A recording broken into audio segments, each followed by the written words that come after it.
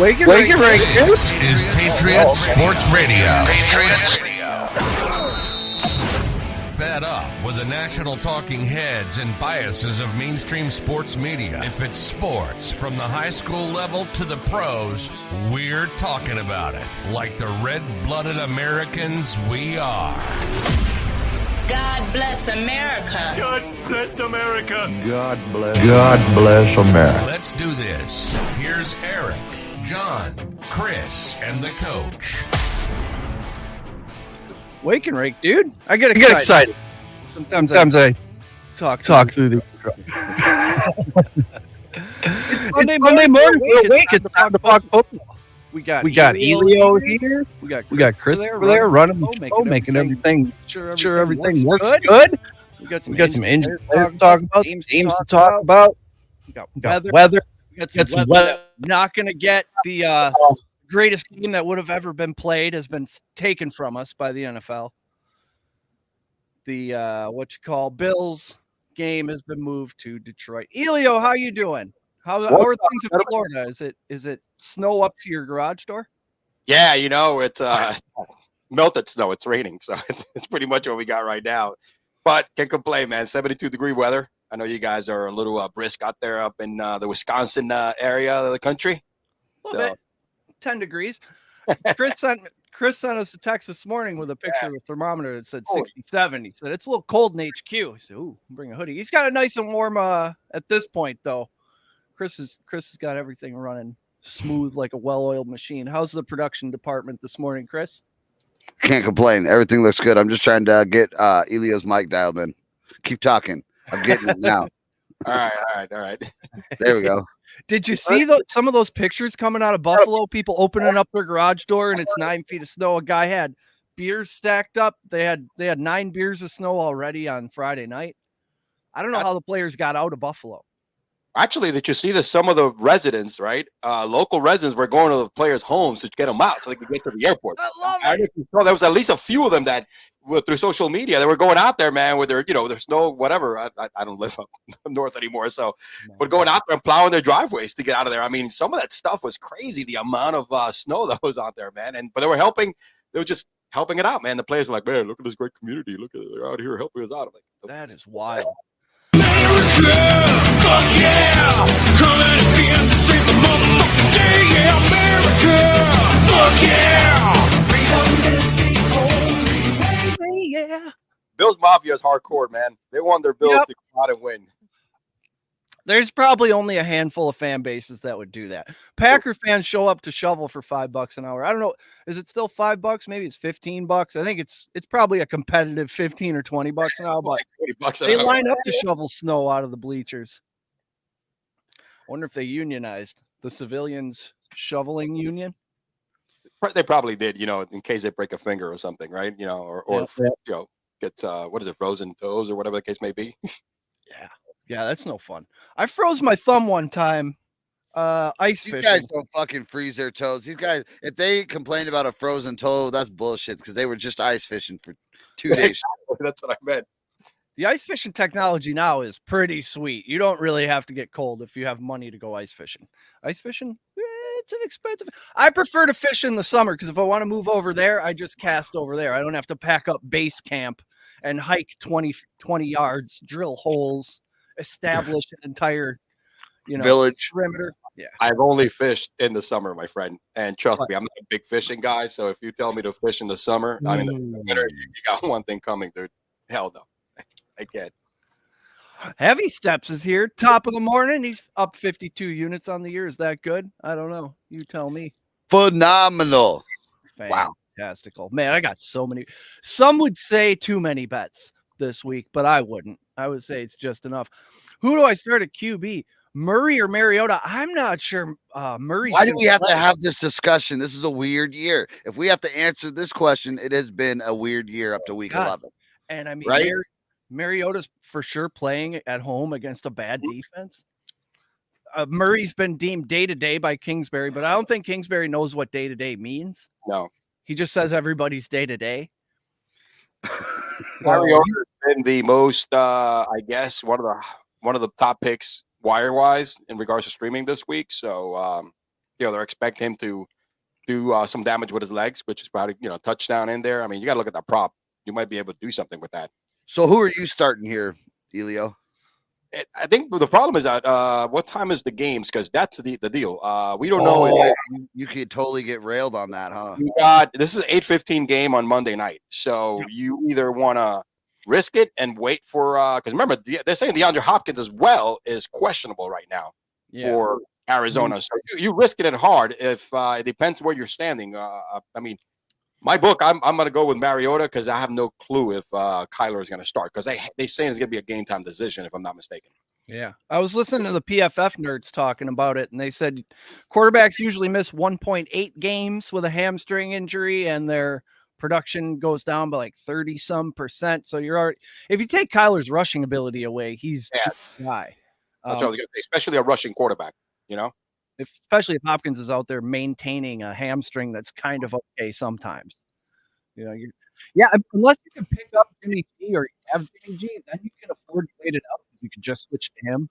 But I think that's the only way I feel comfortable sitting through Sunday with Kyler in my starting spot. Like just watching all these quarterbacks get 17, 23 points, and you're like, oh man, should I just grab one of those? And then Cliff on Monday's like, yeah, no, we're going with Colt McCoy. God. Yeah.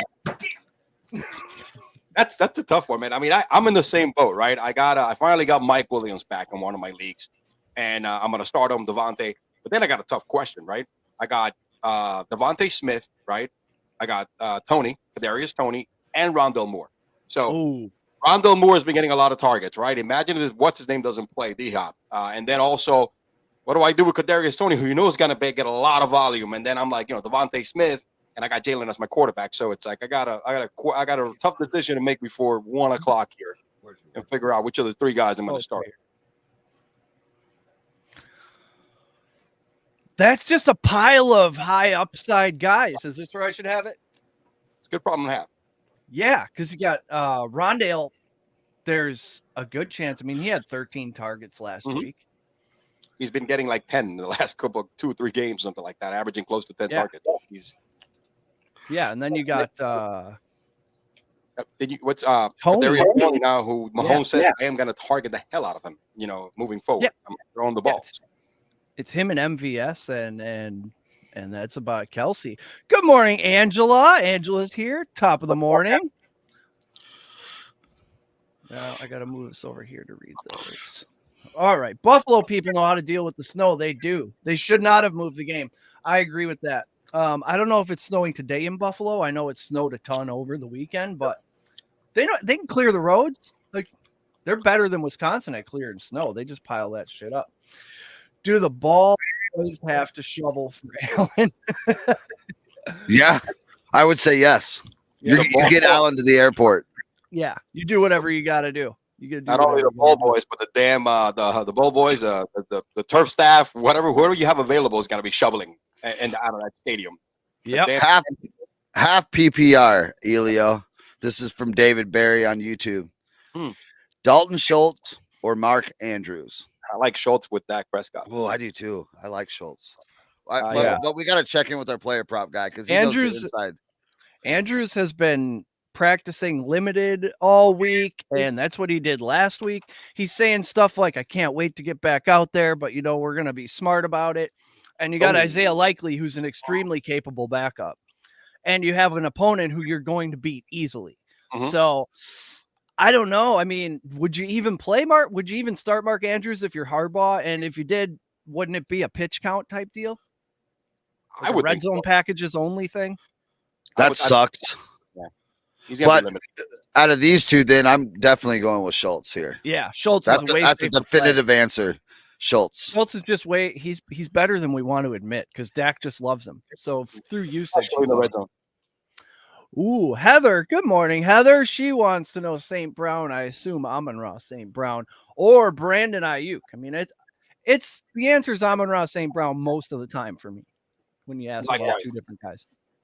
Even with the Giants defense have been playing really well, and they go really good after the quarterback, I still got to go with St. Brown. He's way too talented. And last week he's finally looked the healthiest since after the first 4 games in the season when he actually got injured. And, he had 10 receptions, 100 and something yards. I'm St. Brown is back, and he's just nasty. I don't care who he's playing against. That's my guy. I'm starting him over Ayuk. Yeah. I do love Brandon Ayuk. I don't, but they brought CMC in, and now there's just a lot of people for that ball to get spread around, and I think CMC and Kettle are both like for sure starts, and then next would be Debo, and so Ayuk. Now we're getting pretty far down the depth chart here for because our roster. CMC's going to catch it. They got to use him a lot in the passing game because guess what? Now with Elijah Mitchell back, I think Elijah, it was proven last week. There's another one. They're going to split those opportunities. A lot of the work, a lot of the running opportunities are the tough yards. They got to go to Elijah, and because they want to preserve CMC. And but it's so again, I think he's gonna be used in the passing game really, really good. Security blanket for Mr. Garoppolo. So yeah, it's definitely like Amon. Yep.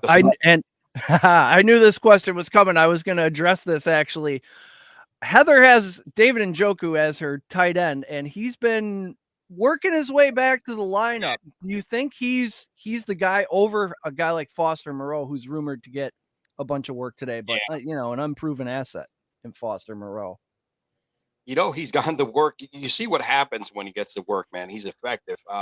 The problem with Njoku, man, it's one of those guys that are probably going to be limited as well. You've seen his history with injuries too. This is an ankle. That's tricky. So he may be limited. They're playing the Buffalo Bills. So guess what? If you can't Milano to deal with there. Yeah. And if you can block with a healthy ankle as a tight end, then you might not have a lot of snaps as much as you think you need to if you're not healthy. So that's people forget about the tight ends. That's their second job. You got to be a good blocker.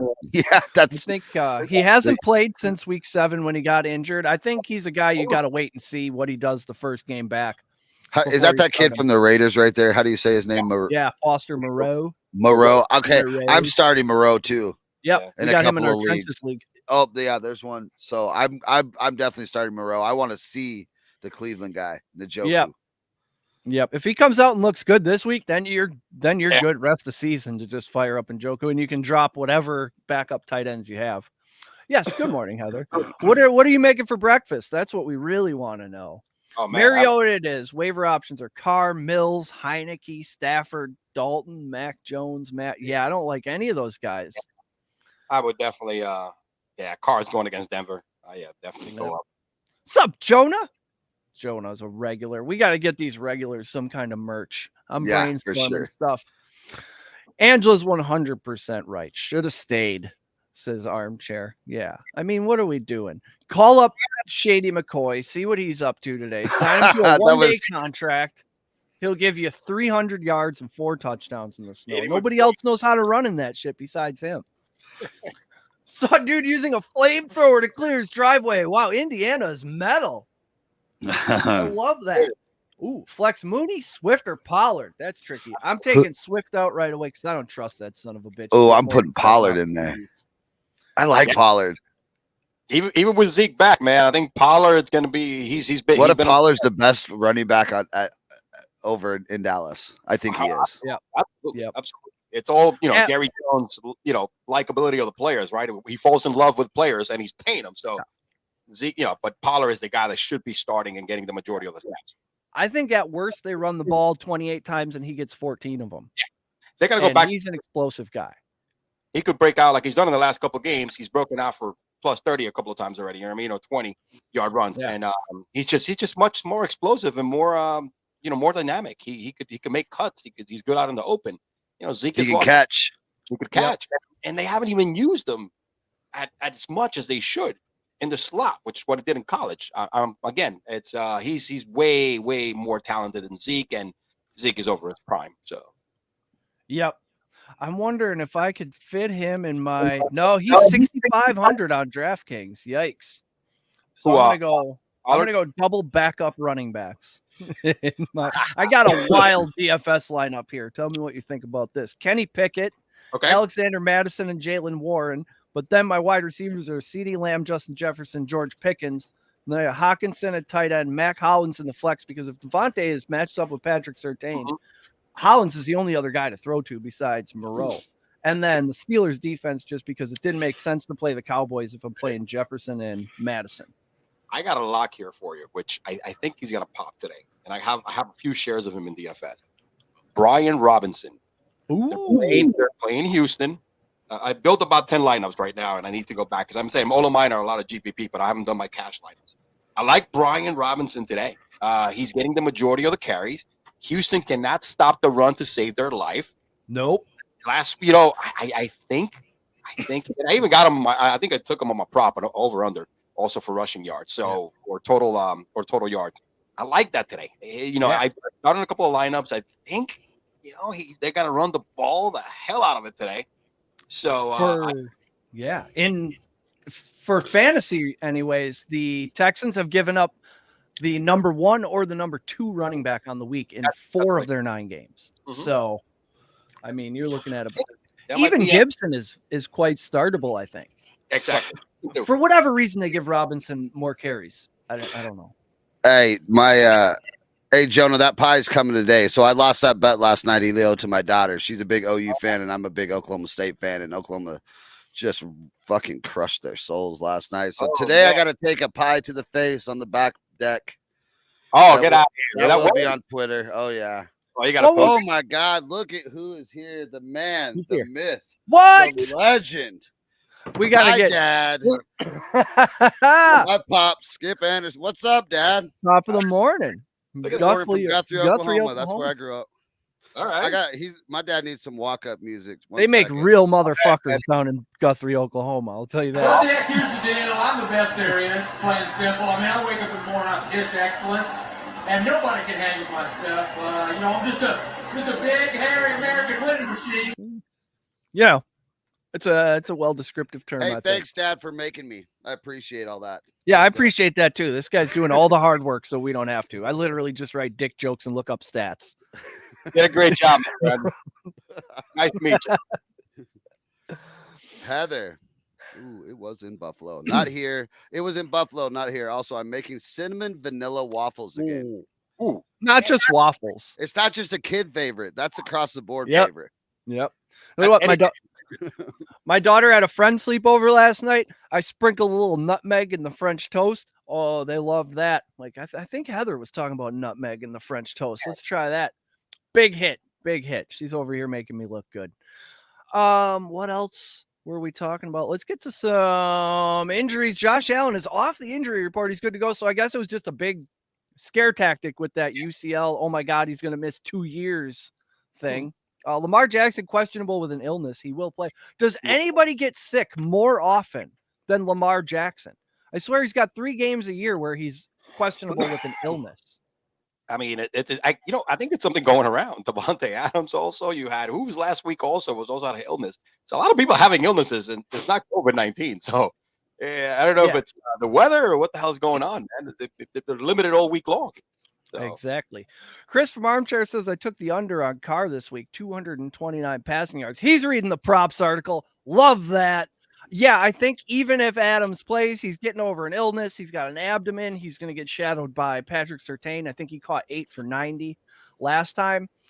But, I mean, who else is there going to be? I saw, what is it? Plus 550, Raiders 0 touchdowns. I kind of like that. I think it's just going to be a smothering defensive. We're in Denver. I don't know if it's going to snow. It's going to be freezing cold. We got this dome team coming to town.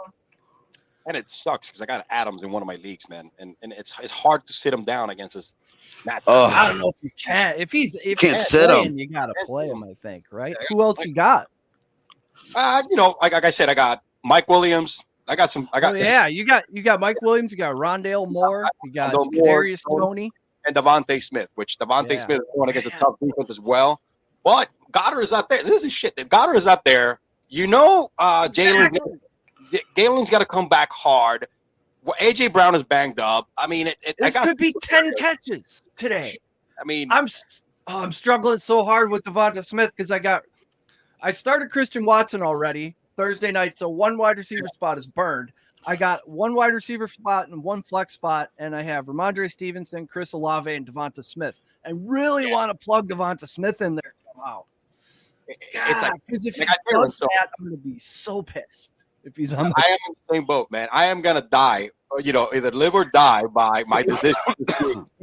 One of those wide receivers or two are gonna make me or break me. So, If I lose this week, the playoffs are probably not happening, and that would be a real shame because this team is just stacked. I don't understand how we're 4-6, but here we are. I'm 5-5. I got some high variance guys, I guess, like Olave and Devonta Smith at wide receiver. But I mean, I got Justin Fields, Kamara, Barkley. I struggled with the tight end because I drafted Kyle Pitts. Now I got Kmet and Isaiah Likely just in case. If Likely's the guy today, I'm going to swap Cole Kmet out. How do you like the yard? I think the over on Olave. I got Olave on one of these props over 50.5. He should have had such a big game last week, but he took multiple shots that would kill a mortal man. Ooh. But he just got up and kept playing football. Yeah.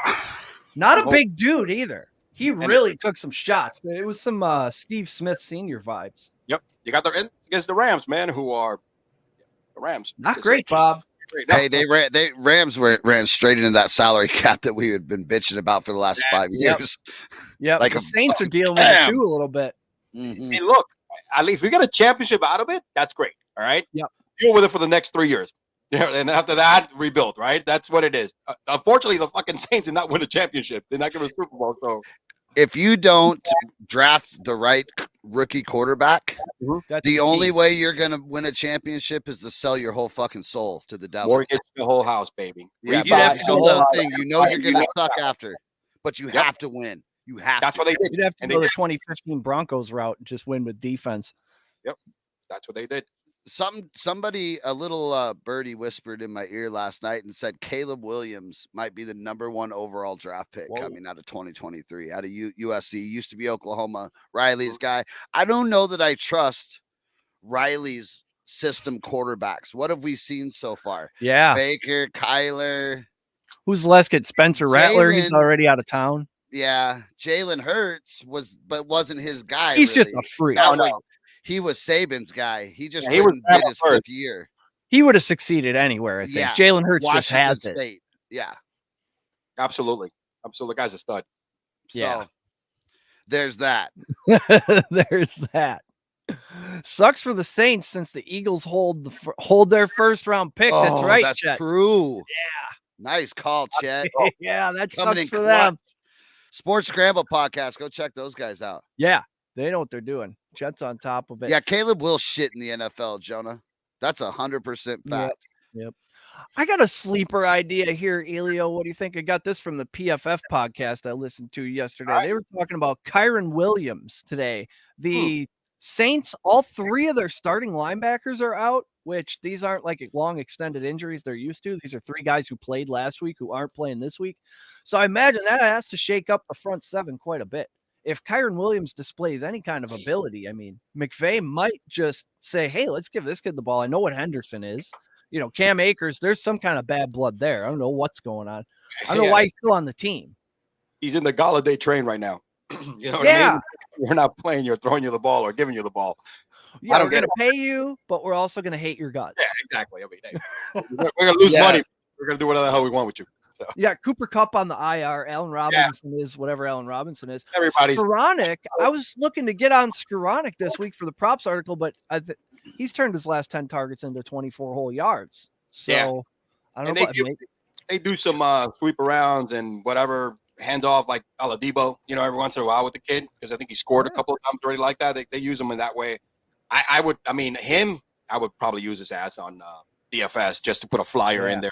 Put a stack lineup or something like that. Yeah, he's probably cheap on the DFS. Oh, he's like, I forget what it is. I think he's like a little over 5,000, 5,300 in FanDuel or something like that. I was looking him up. That's not terrible. It's not terrible. Speaking of running backs, Gus Edwards looks like he's going to play today. Who knows how much? But he could be like the goal line guy. Kenyon Drake maybe just has another big day. Who knows? But I think they're going to run all over these Panthers. Yep. So you think Duvernay, is he going to be all right today? Is that the guy or no? Because I told somebody they should probably start Duvernay. He's the only wide receiver really available. I mean, what do they got? DeMarcus Robinson, the old Chiefs That's what I thought.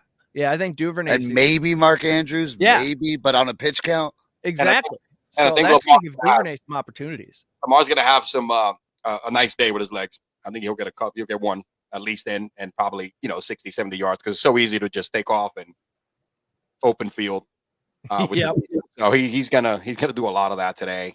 Lamar, man, he just he hasn't had a great season after the first 3 or 4 games, and I know he wants to get back on this. He's right. There's a lot of money riding on the rest of the season for him. Yeah. He wants to succeed this year and get paid. Almost half of rush attempts inside the 5 go right into the end zone against Carolina. I think 47% result in touchdowns. That's just crazy. You got a team like Baltimore, so that's a touchdown once they get inside the 5. How injured is Kupp and Khalil Herbert, asks Heather. Sadly, I think we can drop both of them. I dropped Khalil Herbert from my season-long team. He's still on the dynasty squad, but he's got a hip injury that sounds pretty severe. He's on the IR, and Kupp he's done for the year, I think. Yeah, the 6 to 8 weeks, which they're not going to bring him back, so he's done. If you have anybody in your league who has just a little tiny bit of hope that they can stash Kupp for the playoffs, and maybe he'll be back, and you can get something for him, maybe do that. I don't think that's dirty pool if they're willing to trade for an injured player. We all know how injured he is. So if you can get anything for the name, who knows? Yeah, it's Montgomery time. 100%. Oh, man. David Montgomery. Yeah, I put him in the props article. Over 61.5 rushing yards. How is that? I mean, you're playing Atlanta in a dome, and they run the ball like 25 times a game with running backs. So he's going to get, 20 maybe? You'd have to average less than 3 yards a carry. I don't see that happening. He'll break one. All the carries. It's him and Fields are getting all the carries. So put it that way. Yep. I got a theory that today is the day that Justin Fields shows us he can throw the ball. I saw 247 passing yards is plus 295. It's not even 250. And Atlanta's like the worst passing defense in the world. I know, man, but he doesn't. He barely breaks 200 if you look back at it. I looked at his stats. It's not great. So this is what, week 3? Is it the 3rd game with Chase Claypool? Yep. Is he starting to feel maybe a little comfortable? Because that really will help him. I dropped his ass. I had injuries, man, in one of my leagues I needed to pick up.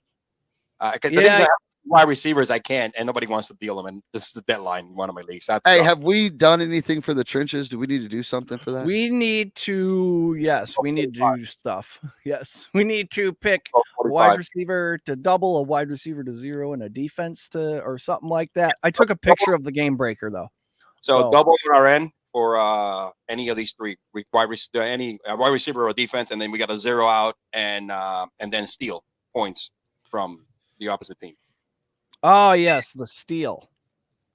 Now I have a pretty crazy. I'm losing. Shit. Yeah, that shakeup we didn't recover great from that.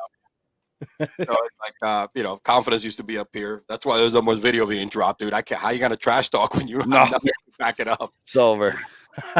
So I have it's pretty crazy, this prop bet I have for Justin Fields, but listen to my theory. Total performance, right? Don't they have one for total rushing and passing yards? That one I feel more comfortable taking probably the over because he does so much. So you got to go to the legal books, the DraftKings and the FanDuel to get the combined. These offshores only offer rushing, passing. Go to sleeper. Here's a prop I found. Most passing yards in the 1 p.m. games. Justin Fields is 39-1. Obviously, he's Justin Fields. Mm-hmm. But then look at the list of the 1 p.m. games. Josh Allen and Jalen Hurts, obviously, it's probably going to be one of those two. But after that, I'm going through the NFL passing yards per game rankings. Kansas City, not in the early window. Buffalo is. Miami is off this week, I think. Tampa is off. Chargers in the late window. Cincinnati's in the late window. Minnesota's in the late window. Detroit, New Orleans, San Francisco. And then you have Jalen Hurts in Philadelphia. And then you got Vegas. They're playing Dallas or Denver. Seattle, who is off this week. Yeah. And then Indy, Denver. So, I mean, is it crazy? I think Josh Allen or Jalen Hurts. But if those two don't do it, Justin Fields at plus 3,900 might just have an outside chance. For $5, I mean. Here's the, $5 to win. I mean, I already put it in. What is that? I know you did. I could tell by the way you were saying it. I was like, oh, he's already bet that. Here's the list of guys he's up against. Josh Allen, Jalen Hurts, obviously. Those guys are good. But then you got Matt Ryan, Matthew Stafford, Jared Goff, Jacoby Brissett, Davis Mills, Taylor Heineke, Mac Jones, Andy Dalton, Daniel Jones, Lamar Jackson, and Zach Wilson. None of those guys are definitely going to throw for more yards than Justin Fields. Jesus Christ. Than Justin Fields. If he's got it on his mind to throw the ball today and show us that he can and become what's it called, well-rounded. This is the stuff you got to be out in front of. You know, if he throws for 280 today, next week it's not going to be 39-1. And it's funny, he's only broken 200 once.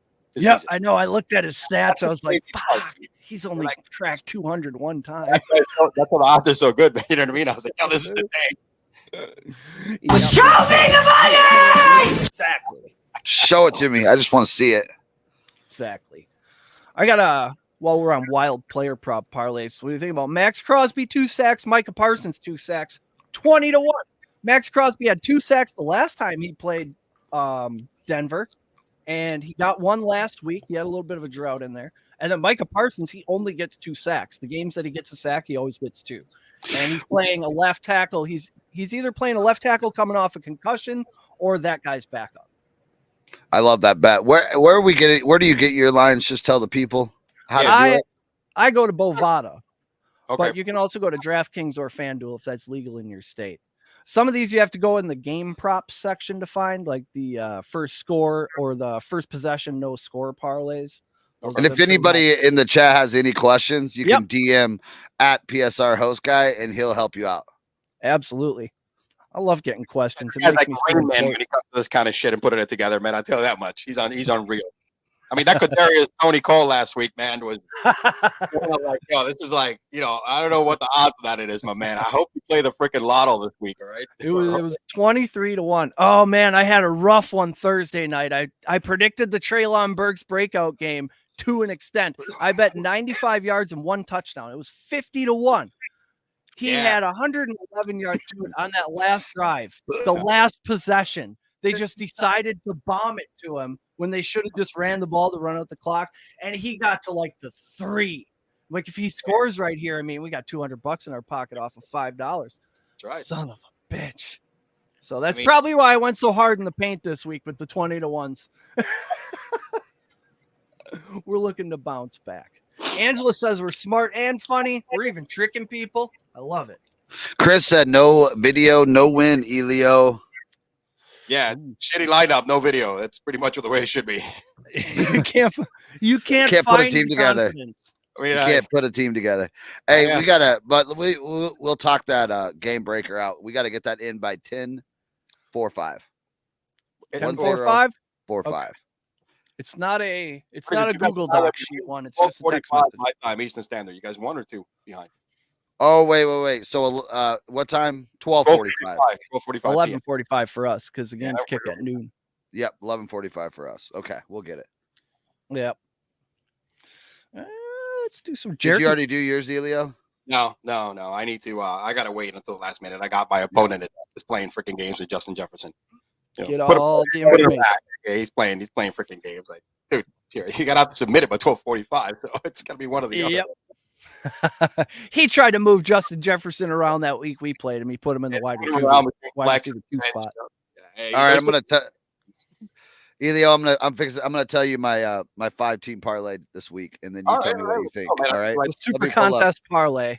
I did parlay this, so I have Baltimore -13. I have the Eagles -6.5. I have New England at -3.5. I have the Giants at -3 and Pittsburgh +4. Beautiful. That looks good. I was looking at definitely there's some good lines. I mean, some good lines.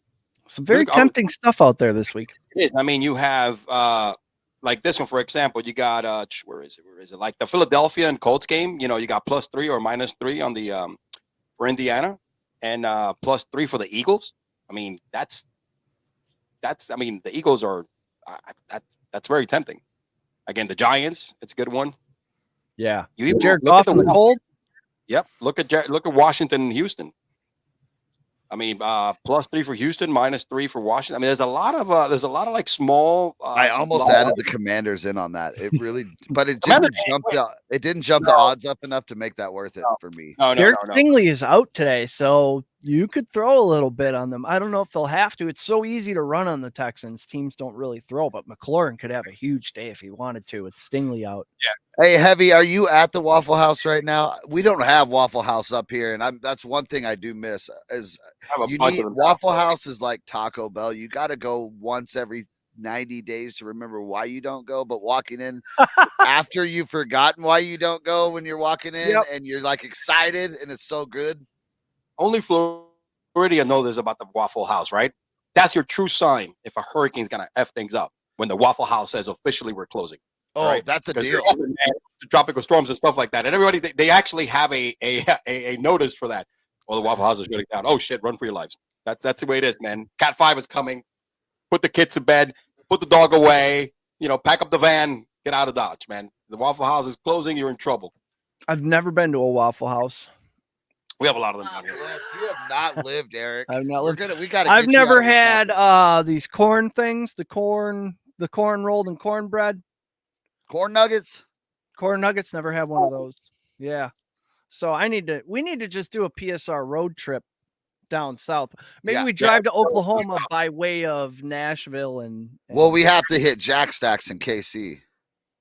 Yep. But look at this. We got the Bears team total over 23.5. What do you think? Love it. Yep. You do. I got a couple prop bets in the props article. Both teams to score 20, I think, is like 3-1.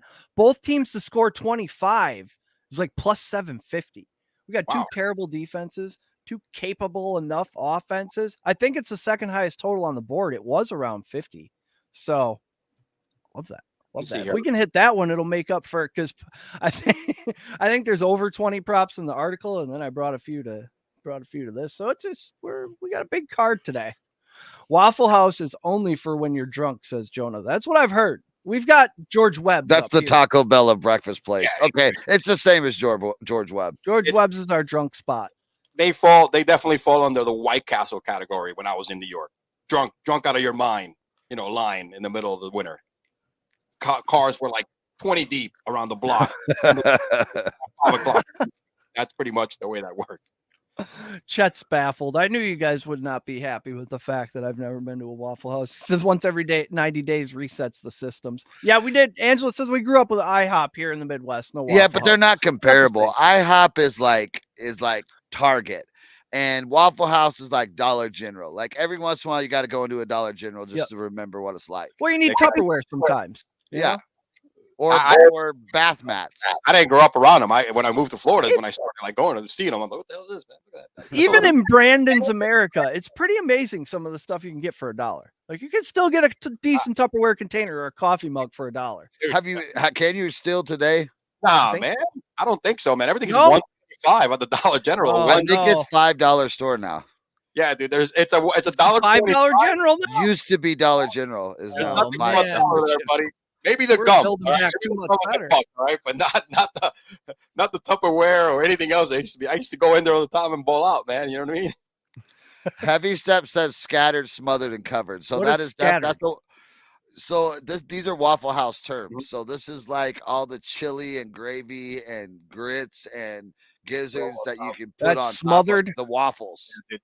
I don't know what all the stuff is. Spell it out, Heavy, because I forget. I don't remember what scattered is. Smothered is. You just put a little syrup and powdered sugar on there. No. Sprinkle that on there. No. You know? Nah, don't be knocking my Dollar General. IHOP is a fan is Waffle House. You might see UFC fight. You might see a UFC fight between the cook and the waiter, and you might see an actual like shotgun wedding happening at booth 6. That's the Waffle House. Yeah, Waffle House waiter and a line cook are trained in MMA. Yes. Oh yeah. Always. IHOP doesn't have those guys. Everybody's complaining about the food, and then you're fighting. Your customer's fighting with the guy behind the counter or whatever the case may be. And one thing, those Waffle employees stick together. Heather got it. That's how you get your hash browns. Is the hash browns scattered? I know there's a whole bunch of lingo. It's just been a while. I've If never I met get a if I get like a 30 rack deep into some Natty Light, I bet I can remember it all. But it's stuck in that compartment. I've never met a hash brown I didn't like. Fuck Jonah no, I said we're love thinking hash of brown. Dollar Tree, not Dollar General. Is that the one that's Oh. over by Walmart? Dollar Tree? That's where I get my Yes. dollar coffee mugs, which I need to resupply those. They got some nice ceramic bowls. They look like you got them at Pier 1. They're a fucking $1. Dude, Pier 1 is such a ripoff. Also, ladies, I've been to Hobby Lobby. You don't get to ask us how much fishing and hunting stuff costs anymore. Holy shit. I went in there for a picture frame and I'm looking at the prices of some of this live, laugh, love shit. Wild. Wild. We got to get into crafts. Those people are making money over there. You make in this house we love whatever at $65. If I gotta fucking read a picture, I'm out.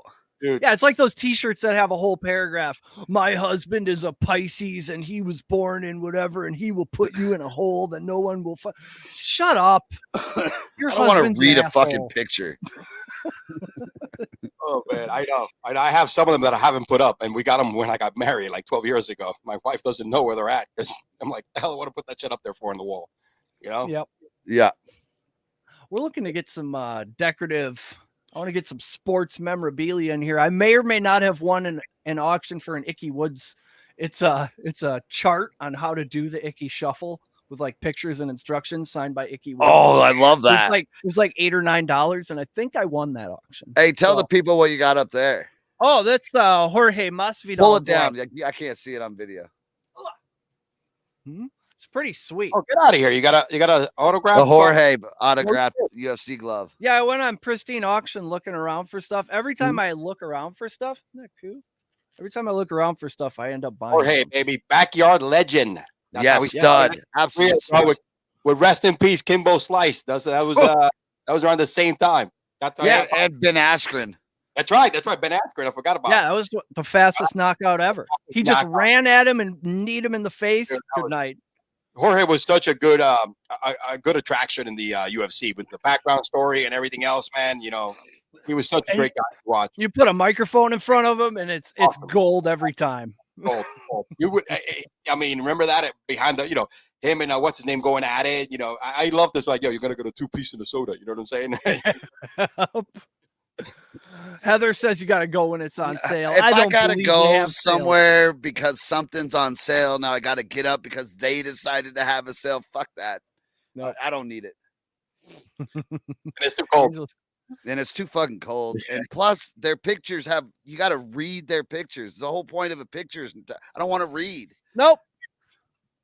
Just give me a picture of a dog or a cat. Yeah. Playing in poker with cigars out of their mouth. Now that's the deal. Give me a picture of a frog prying itself out of a bird's mouth or something. Yeah. They don't make those pictures anymore because it's like offensive to the dogs, or PETA doesn't like that shit because you're putting the dogs in danger by smoking or something like that. That's the way. One of the dogs has to have the 7 deuce and lose. Dog had cancer, so, not all the dogs can win.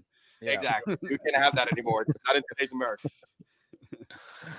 Eric just said what every husband says when he walks into Hobby Lobby. That's 100% the fact.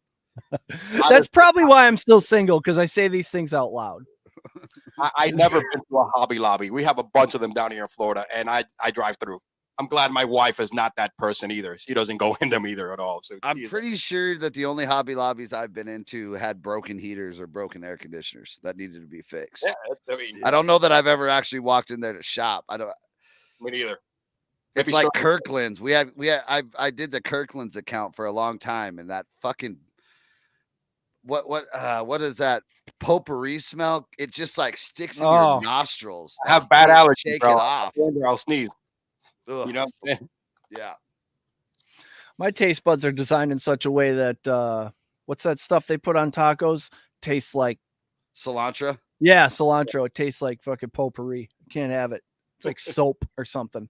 You get it all off. Yeah, cilantro is one that you either love or hate. Yeah. Yeah, I love cilantro. I'll put it that way. I love it. Everything. Heather says she makes custom cups. She is a Hobby Lobby fan. If Heather had more time, I bet she could make way cooler shit than they have at Hobby Lobby. Oh, yeah. She's already making 17 cool things. Chris, wait till the wife hears you say that. Oh, yeah. pretty outspoken guy. She knows how I feel. Oh, let's hit some weather. Get well, Morgan. Morgan's out sick today. She'll be back next week, I bet, though. She's a gamer. The Cleveland Buffaloes game's been moved. Boo. The Jets at Patriots wins 15 to 20 mile an hour, sustained with stronger gusts. It will impact some throws and kicks. Temps in the 30s. Not a lot of throwing in the game.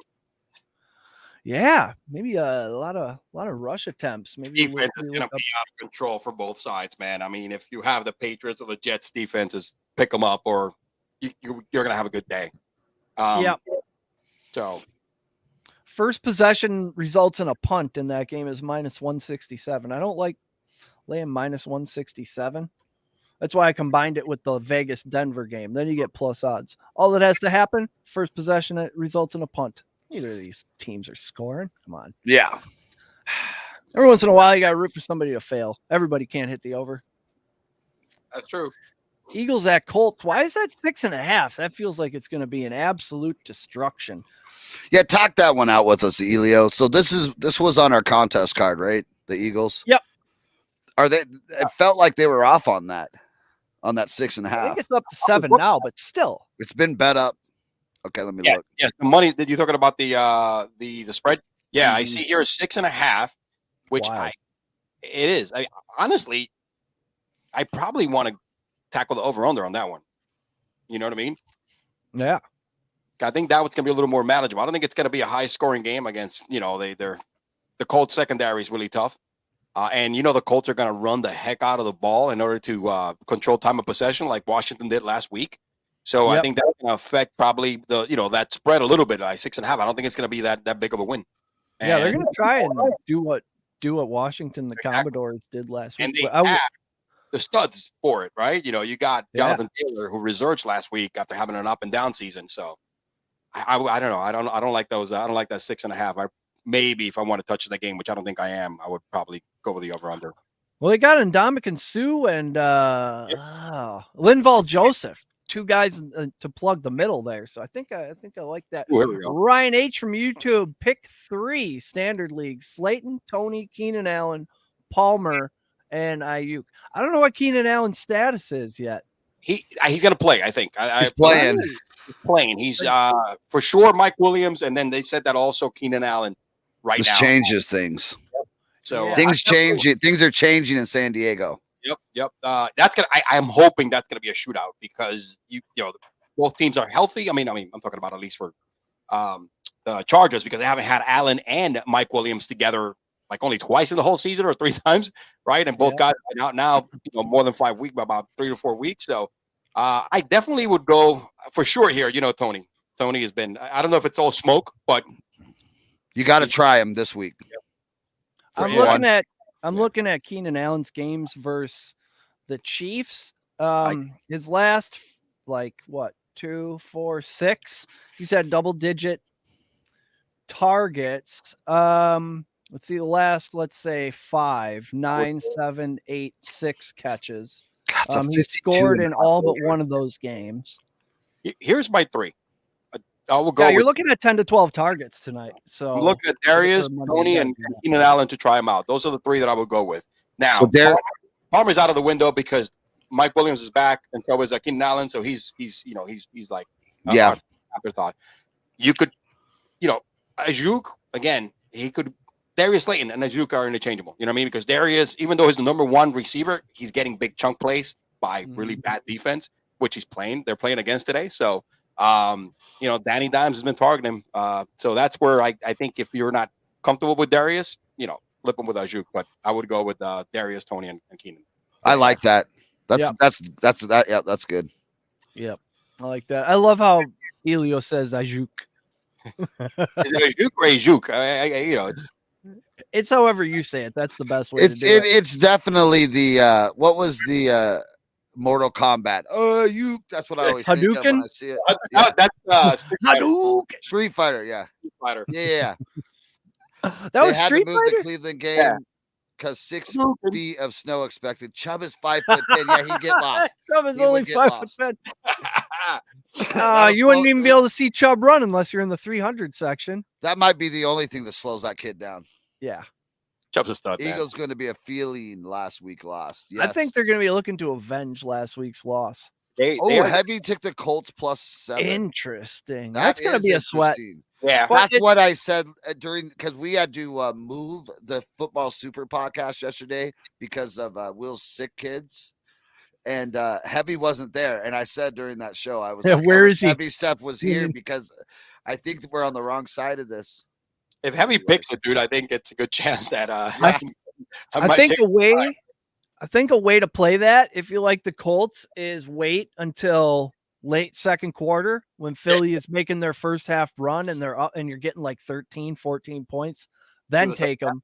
And Yeah. they catch up in the second half and it closes like an 8 or a 9 point win, maybe even 7. I mean, Philly should win, right? I mean, they should win, no doubt about it. It's just a matter of how much. I mean, and they got to keep their foot on the gas. They always let up in the second half, it seems like.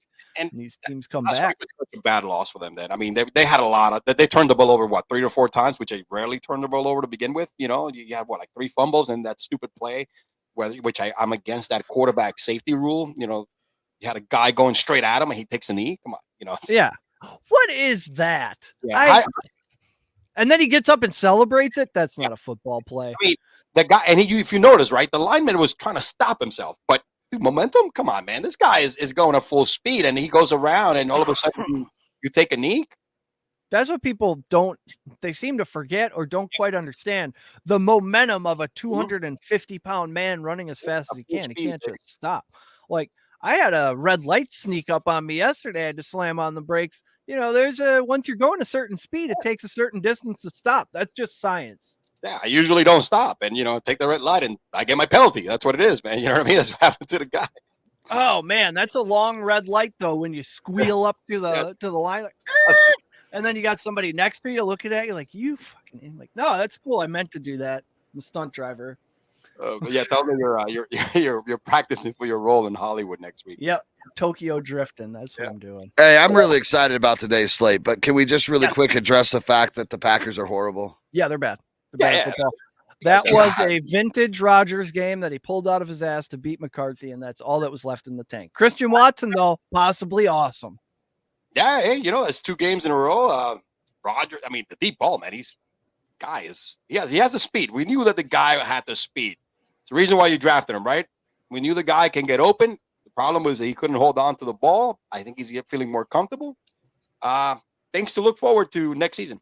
Yep, he's one of those guys. Some dudes just look like deer running down the field, and he's one of those dudes that runs like a deer, like just big strides, jumping fucking 8 feet off the ground. It's fun to watch. If only the rest of the team. I saw his sister tweeted, "I'm gonna get my brother a backpack for Christmas to carry this team." I said, "Oh, maybe a little early on that, but I know. I like your attitude." Yeah, a little bit over. You know what I'm saying? Let's cut the shade down. I mean, remember, he was doing the same plays, getting open, but not sticking that ball in his hands at the beginning of the year. Exactly. A couple games ago. Heavy Step likes my idea. That's good. That means I'm on the right track. I'm definitely going to do that today then. That'll make me feel better if we miss our Eagles pick, if I had Colts live. Jets at Patriots. Will loves the Patriots. He likes Patriots -9, in fact. I think he put that in his alternate spread. I don't understand why it's 3. Is it just because the people think the Jets are good, or this is the time that the Jets finally beat them? Man, I don't know. This is I like the Belichick special here, man. You got it's +3.5 for the Jets and -3.5 for the Patriots. I mean, it's just because it's going to be defense, pretty much. Pretty be defense. They're going to run the ball. Both teams are going to run the hell out of the ball. Wilson is probably going to the last time Wilson played them, Conklin had a huge game. So because he can't, everybody else is covered on the field. Yeah. What do you have? 2 touchdowns last time? 2 touchdowns last week. The last time they played. That is wild. The physics specialist. Yeah, that's me. I'm a high science guy. Exactly. Yeah. Roger said there were guys standing in front of him, says Angela, and he couldn't see. He missed a few. Really, bro? #I check. I don't know. He's more excuses than results coming out of Roger. A lot of blame, not a lot of ideas. Yep. Maybe the thumb is broken. There's rumors the thumb starting is broken. to run like our government. Yep. Yeah. A lot of that's, ideas, no action.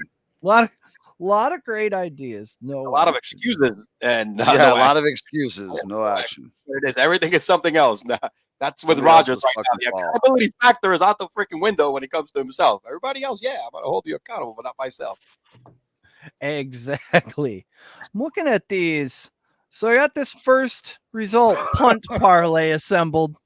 Ooh, Hey, look at heavy stuff. When does Will not love the Patriots? I've never seen it. We've I've been never doing seen this that week. 11 weeks in a row, and the Patriots have been brought up 11 weeks in a row. Yep. I've never seen it. I think we even talked about that. We tried to take them on their bye week, I believe. Yep. that's a loyalty right there. You know what I'm saying? Yeah. That's loyalty. If they're getting points on the bye week, he's taking the Patriots versus the bye. Absolutely. And he's right a lot. Yeah, usually when he tells us to bet the Patriots, he is correct. So, and I don't think there's a lot of injury situations in that Patriots game either. Everybody seems to be pretty healthy. I'm seeing a lot of Chiefs injuries. McKinnon off the injury report. He might be a sneaky DFS play. JD McKissick, though, out with a neck injury for the Commandos. Juju's going to be out with that concussion, and Mecole Hardman. So, yeah, Kadarius Toney might have himself another day. I think there's a couple of not locks, but like really good upside plays this week. I said Kadarius Toney is one of them.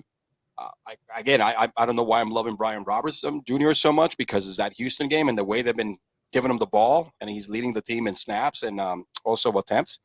And Houston, like you said, horrible run defense. Those are two guys. I mean, if you're going to do, unfortunately, you cannot do Kadarius because he's a night game, but DFS, there's some upsides out there this week where you could build hopefully a Millie Maker lineup today. Yeah, that wouldn't be bad. $1 million. I could tell my boss to go fuck himself tomorrow. Those damn lineups for those tournaments, man. You just gotta hit it so perfect when it comes to the percentage own, man. You still gotta have studs in there, but you gotta have one or two guys that like, oh man, they're own like 2% in the hole, or 1%. I feel like you're playing against a few kids from like MIT that have built their own algorithms to spit these players out on a weekly basis that are going to win more than they're going to lose. You have some real pros, man. You got some real pros, and these guys are all big time gamblers, smart guys. They run the numbers. I mean, they are pretty impressive, man. You got they're counting cards out there just in fantasy football aspects. You know what I'm saying? That's exactly right. Yeah, it takes all of us to get together to beat that. I mean, it's like maybe all of us in one room, and we probably don't even get close when it comes to building a team. Yeah. And because like 5 years ago, maybe 4 years ago, when it was still pretty new, they were really behind the 8 ball, and you could win a lot. Yeah, I was doing well those first, like 2015, 2016. I was crushing it on draft. And then I smashed the NBA between now and Christmas. Okay. I'd always hit a couple big tournaments, but they've gotten smarter. Remember, it's these fucking algorithms, man. At the end of the day, the house has to win more than they're paying out. So it's just like a casino, right? There's a percentage on your slots that are going to pay out per I guess certain instances and stuff like that. It's all algorithm, man. It's at the end of the day, the house has to win. It's a business. It's a lot like a boxing glove, actually. It is. DraftKings really has. I mean, that model was phenomenal, right? Because they're going to take a rake, and you're going to pay the players out. Yep. They're getting when they pay out. They're taking a certain amount of money for the whatever the rate.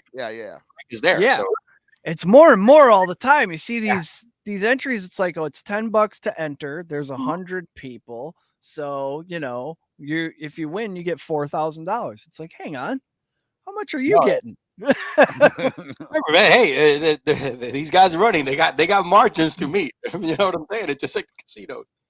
Underdog has flattened theirs out a little bit better. I haven't played many of the underdog drafts yet, but I saw a couple tweets from them. They've sort of flattened it out where it pays a little more for the top 5 spots. It doesn't just condense it all. Yeah, I'm doing horrible in my best ball leagues that I did. Like the 5 that I did this year. I think I have 2. I haven't checked them in weeks. I wonder, I got a Chargers one that, was probably supposed to be good, but oh wow, I'm logged out of Underdog. I don't remember my Underdog password. Yeah, so D-Hop is hamstring is a maintenance thing. Hollywood Brown activated. Why would you activate him if he's not going to play? So is Hollywood Brown's going to play? That game's in Mexico, isn't it? Yep, it's in Mexico, my friend. They're going to be out there, hey, if somebody drinks the freaking water before the game, you're in trouble. So it's that's another factor you got to watch out for in the injury report. But Keep no, an eye on some pregame updates, and whichever team left first, I think that's the one you want to fade because they went to party. Hollywood Brown, Rondell Moore's chances of popping a little more. Absolutely, that's one to keep an eye on. I think that let's see, at some point moving forward, Eric, I think we should get together, like all three of us, maybe bring Heavy and Will into this and do a segment of betting 101, betting for dummies, like really explain how to bet on a football game. I got a guy. We have a lot of people in the comments here that don't know how they like us. They want to bet it. They don't know how to bet it. Perfect. I got a guy, Greg Kajewski, I want to say. If I'm pronouncing it wrong, he runs Better Edge. It's a website. It's a sports book that's legal in, I think, 45, 47 states. So people would be able to log on, start an account. I'll talk to him, get us a promo code. Maybe all these people can use our promo code. Ooh, getting some wheels are turning. But yeah, we get Will, Heavy steps on, Greg, a guy from the book, to tell us some stuff from that side. And we just figure some shit out. Do a whole no stupid questions 2-hour live stream. I'll learn a lot more than what I know now. It's I started really hitting the betting heavier in the last couple of years, so it's like I'm still how that is. It's a learning process. Greg sent me this book, nice. The Logic of Sports Betting. Like the first week I met him through, I think, SGPN on their Slack channel, but we started talking about his website and running a book, and I had just really started out learning all this stuff. I've only been doing this really since a couple of years before COVID, and he was super helpful, sent me this book, so I'm sure he'd be willing to come on and talk with us as well. Love it. Networking. This is how we beat these fucking websites and your friends. We got it network. We had a text on the talk to text hotline here at HQ. Oh. And it was, and that was it. No, it was Heather saying, you guys need to do a betting 101. I want to bet. I don't know how. Love it. That's happening. Okay. Hey, we got for the people right on all our shit. So how's it going to look if we don't do what the people want? It's not going to look good. That's what you call off-brand. The people's champ. Chet says we definitely need to do a betting segment. It might help him win a parlay because poker not going so well. Oh, no. Heavy Steps is in. Yep. He's in. Right, thanks for the answer. Earlier, do you mind expanding on Darius Slayton over Ayuk? Could it be a big Saquon day? I think it will be a big Saquon day. They just hit pause on his negotiations for his contract, so he probably wants to pile up some numbers, and you got the Detroit defense. Lower scoring versus the 49ers game. Do they need to throw it that much? And are there just too many options on the 49ers? Does Ayuk get shuffled out? It's always a Saquon day, regardless of who they play.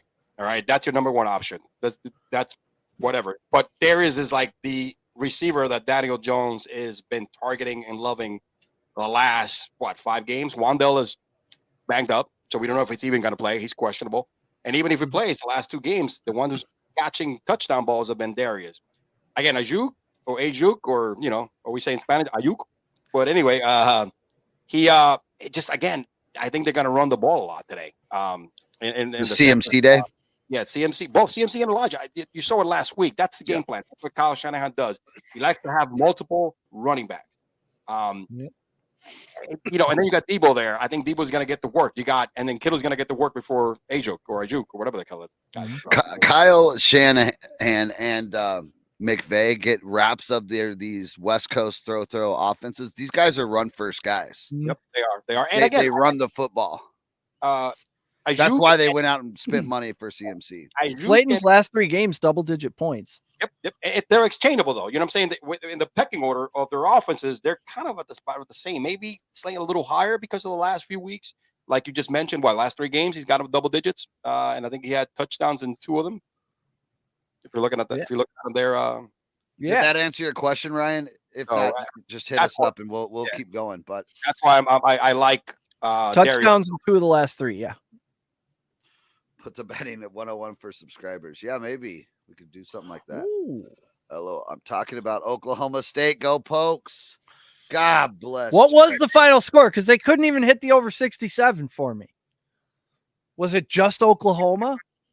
It was Yeah. like 24, 28-3 when I turned it off. For It the was Iowa State 28 to game. 18, maybe at the end.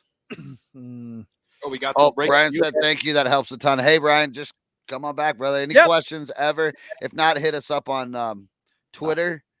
What's your Twitter handle, Elio? It's Joe's_talk on Yep. Twitter. Yep. Hey, no worries, man. Know a little bit about the Giants because that's my squad. If you notice the NY on the shirt here. Oh, 28-13, 13, Jonah says. That's ooh. not near 67. That's you not bet close. 67. You bet the over in Bedlam because that's what you do as an American. Oh, I didn't check know they this were going out. to let me down. Breaking news report. Odell Beckham Jr. plans to visit Cowboys and Giants. Ooh, a little NFC East soap opera going on there. Oh, man. Yay. I don't know. As a Giants fan, are you like, I don't fucking want him if he's even considering Dallas? Unfortunately, out of pure character here and ego, hate that guy because of the way he left and the way he bashed Eli. As a locker room, he's not the best. Fortunately, well needed because we have nothing, and I think he'll help Daniel Jones. Also, and I think Brian Dable has shown that he controlled that locker room really well, and it's going to be probably in the terms of you're going to do whatever you're asked to do if you're going to come back. I think Brian Dable so far has proven that he's not a pussy. I'm sorry, lack of a better word. Do you think Dable leaving Buffalo is part of the reason they're struggling? Their second half point totals are really pathetic lately, and then you look at the Giants. They turn it on in the second half. They have something happens at halftime. Dable makes the right adjustments. They come out and they overcome deficits and win games and cover spreads. And I'm seeing just the opposite. I think a lot left the building with Dable. It's shown up a lot when the Bills are playing really good teams. You know what I mean? Mm-hmm. You could do it against bad teams. You could score and run over all the bad teams in the league, right? But if you notice when they're playing some like tough defenses where they kind of crank it up, you've shown that they're going to have a little hard time scoring in the second half. And then again, I don't know what's going on with Josh Allen, whether it's mental or not, but the last 2 games, 4 picks, you can't do that. This is the Josh Allen when he was a rookie or his second year. What if, that sample size is much larger. What if the first 2 years of Josh Allen and the Josh Allen we see now is the real Josh Allen, and that one season of unbelievable play was like the Nick Foles year where he threw 20. Was that Nick Foles in Philly where he threw 24 and Kevin Cobb? I think it was Kevin Cobb. Well, no, Nick Foles 27 touchdowns, no picks. That was Nick Foles. What's his name? Oh my God, one of my favorite quarterbacks. Michael Vick gets hurt, comes in. That was the year. And he's like 27 touchdowns and 2 picks or something like that.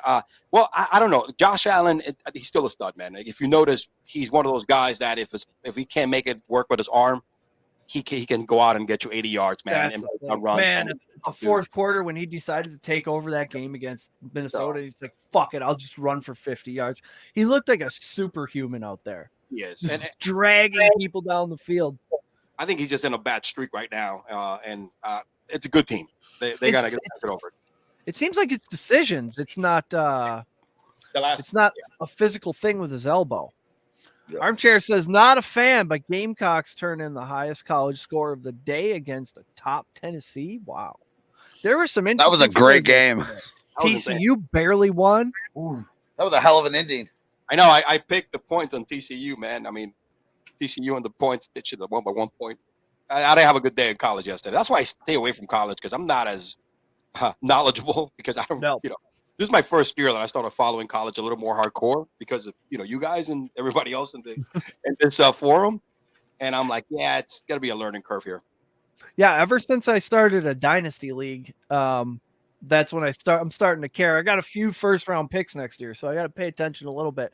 I know I want Bijan Robinson and the Njigba kid from Ohio State, but I don't know who else I want at this point. I need to pay a little more attention. Being from Oklahoma, college is the only thing I pay attention to, and my buddies from there. You know, we were just way into college football. Chet, those guys over at Sports Scramble, they're the same way. Yeah. College If you football, want college football content. That's their deal.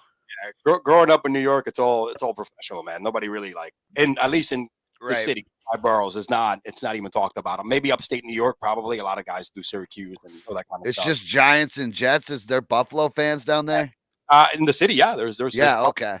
There's a lot. A lot of them move down to the city for work and stuff like that. But man, the Bills Mafia just runs deep everywhere they go. Dude, the Bills Mafia are my favorite fans now. They're awesome. They will F you up in a bar fight, dude. Big time. Really? Yeah, they're legit. Yeah. They come down here to Florida and they take over South Beach everywhere, and it's all freaking Bud Light bottles all over the fucking place and all that kind of crap. They take over the tailgating. I mean, they're nice people, but don't mess with them, dude. Don't mess with them. They'll F you up, man. Don't mess with them. Chet says TCU ruined that parlay. Yeah, I think that's one of those Illuminati lines that how the fuck did they know? I saw that staring at. That's what messed up my parlay. I'm staring at me. I'm like, oh man, that's just an easy one. That's a nice 3-4 leg parlay. That go ahead and cash in to get a little bit of cushion here. You know what I'm saying? Because I like to do a couple of parlays because one hit's great, you cover your money. The other one, but I'm like, crap, man. That one just 10-0. They're not gonna. I mean, they're gonna win by 3. Come on. What are we talking about? What injuries haven't we gone over? College was flipped upside down this year. It's absolutely. I know that for the Big 12, it is all the way upside down, all the way. Yeah. Oklahoma's 6-5 now. That was only their second conference win last night. Crazy stuff. Chet's got you for college football. Yeah, absolutely. that's a fact. Those guys, that's all they do. They're way into it. Yeah. There's a bunch of them. Those guys are good. Yep. What else we got? I got Jordan Poyer likely to play. That's good for the Bills. Matthew Stafford cleared the concussion protocol. Did he ever have a concussion? I saw McVay on Wednesday said it hasn't been communicated to me whether or not he has a concussion, but he's in the protocol. Stafford doesn't know. Ever since the Tua thing, it's like anybody who bumps their head, you have a concussion until proven otherwise. It's like concussion until proven guilty. They needed to sit him down, man. He's been getting banged the hell up all year long, man. That guy's getting. He's the most sacked quarterback this season, I think. I don't know. That he's probably up there. I mean, that line cannot hold anything for the dude, man. He's getting killed, and he's one of those guys that if he's not protected, he's worthless. Yeah, he's worthless. I see Jamar Chase is improving. He has a chance to play by week 12. Ooh. So do we like Tyler Boyd today? I like Tyler Boyd. I think so. Tyler Boyd, I got to make some adjustments. Tyler Boyd there's this great site called StatMuse. Yeah. That is a good one. It has a little search engine. You can just type in Tyler Boyd versus Steelers, and it gives you all his games. 7 catches for 33 yards and a touchdown last time, 2 for 13, 6 for 36 and a touchdown. He's got a couple. 2019, he had 9 for 101. But this is all as the wide receiver 3, with the wide receiver 1 playing probably. So he's 2 right now. So he's getting definitely a nice workload with him and Higgins. So I like Tyler Boyd. I like Tyler. Tyler Boyd's a good player. And another team, I think I mentioned this before. Tyler Boyd's not in the Bengals. He's a clear number 2. And if he's in the Giants, he's like the stud number 1. You know what I'm saying? That's in that particular level. So I love those utility wide receiver 2s that you can always just get mid rounds. Like remember Doug Baldwin? He was great for that. Robert Woods in his prime was. I take Robert Woods every fucking year because wide receiver 2, 19 points a game. It's beautiful. Yep. And people just leave Robert Woods sitting there. Every year there's a few wide receivers like that. That's why I always hammer running backs in the first rounds. But this year, that strategy not working out great. I think I need to put more value on pass catchers. Possibly go for a Justin Jefferson in the first next year because it seems like the alpha wide receiver is something you have to have. It's not something that's nice to have anymore. No, I because I was a 12th pick in one of my leagues. I went wide receiver. I had Chase and Adams. I used Chase and traded them for I had no quarterback. But I picked back-to-back Chase and Adams. So it was up there. And then Mike Williams was my 3rd pick. So I went completely different this year because of the what was available. Okay, I got a question. It's a fantasy question. Let's go. Scary Terry McLaurin, the Scottish laddie. or Tyler Boyd. The most one of my favorite wide receivers, but he's so like he's just always in the background, like never talked about. He's helped me win a couple years in a row. And then Mike Williams. Wow, he has some good choices there, man. Pick one. Also Marquise Brown and Chase Claypool, but let's not worry about those two. So Yeah, just pick one. I will take those two. One because my flex is right now. Here's my team: Russell Wilson, Austin Eckler, CMC. Right now, Scary Terry's in. Alan Lazard. I have Cole Kmet as my tight end. Joe Mixon is flex, and then my bench is Kareem Hunt, Jeff Wilson, Kyron Williams, Mike Evans, Tyler Boyd, Mike Williams, Marquise Brown, Chase Claypool, and Darren Waller. But he's fucking hurt. But so for a wide receiver, I'm not sure if I want McLaurin, Boyd, or Williams in there. Yeah, nobody's fucking trading me Russell Wilson right now.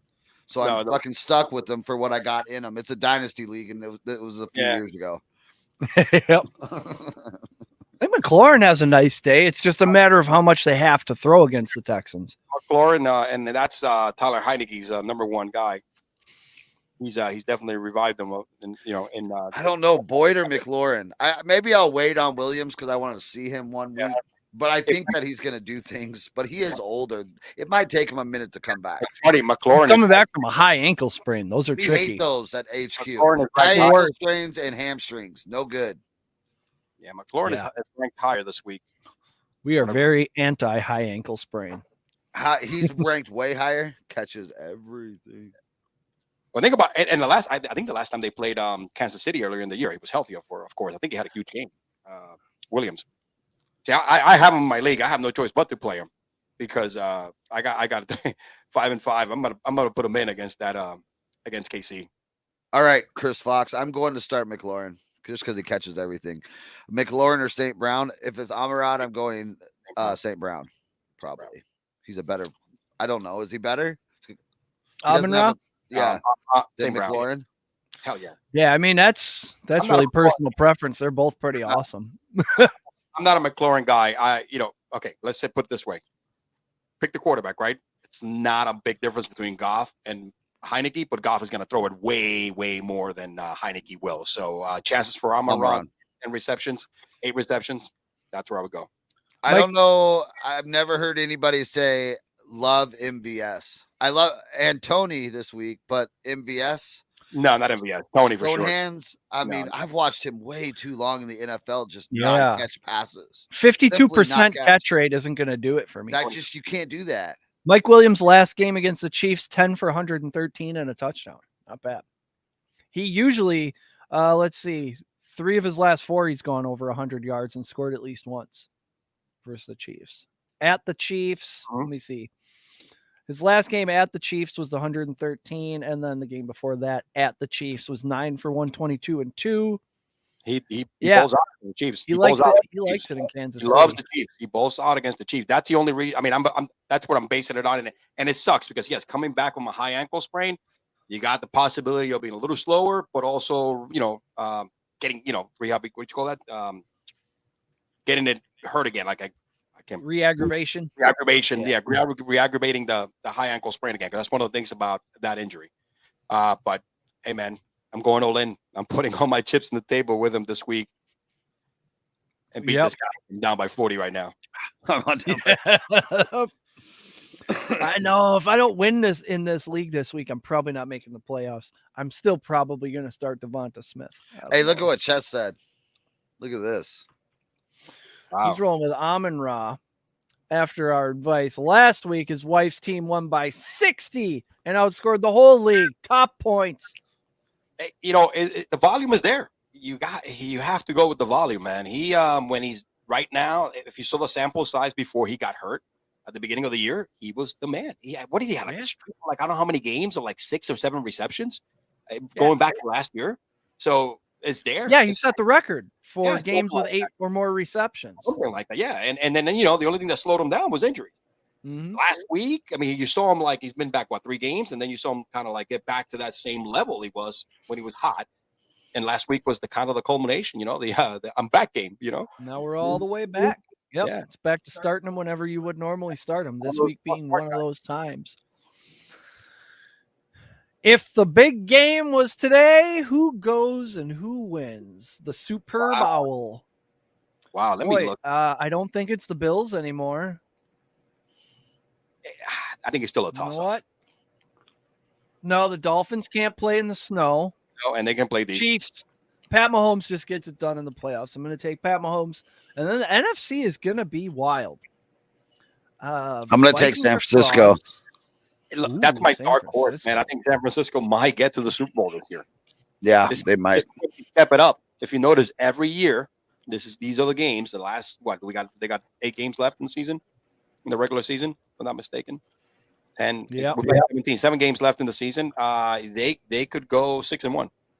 I think they're the favorites to win that division now. They are. So Should be with all the tools in the Heather says, "Nice, Chet." Yeah, we helped Heather get a high score one week too, I believe. It's beautiful. Wow, we got. I'd rather see that stuff than me win this week. Honestly, Not me. I need to win. I want to fucking win. I'll help you guys, but I'll step on your throat if I'm trying to get in the boat. Unless I'm playing against you, then I'm going to give you bad information. Oh, what else is happening today? I don't know. I think we hit the weather. We hit the injuries for the most part. It's cold everywhere else and snowy. Yep, winter is here. Unless you're playing in a dome, it's going to be cold. That's it, man. That's it. And the teams are playing hot weather. They're not playing today, so that's it. That kind of like zeroes out your weather report right there. Because Miami, they're not playing today. I don't know where's I got a fun alt spread parlay. Will was talking about those yesterday. Pittsburgh Steelers -2.5, so just win by field goal. The Eagles -12.5, and Ravens -19. That's 20-1. Ooh, I love that. I mean, when the Ravens win by a lot, they win by a lot. And Philly's looking to send a message, and I think the Steelers can just beat the Bengals at home. I mean, it's Mike Tomlin. What are we talking about here? So give me your favorite running back of the day. Is it anybody that plays the Texans? Yeah, So that's pretty much. It's going to be Brian Robertson. And then, yeah. I got both guys on the over-under. I mean, it's like on here, man. I got Robinson and what's his name, and Gibson. So how much can you get him for on a DFS lineup today, Elio? Is he a good price? Would you put both in the same DFS lineup? If you're not in DFS, I will play them separately, depending on what lineup you're building. So right now, I got FanDuel here. Let me open it up real quick because I do FanDuel. Let me see here. I got a Robinson lineup, the first one I built there. He is, as of this morning, he's at 6,600. Oh, that's a great price against the Texans. Oh, yeah. There's value there. There's value there. He has the opportunity to go 5 times. Gibson is right behind him at 6,600. So that's funny they did that. They're getting smarter. Yeah. Yep.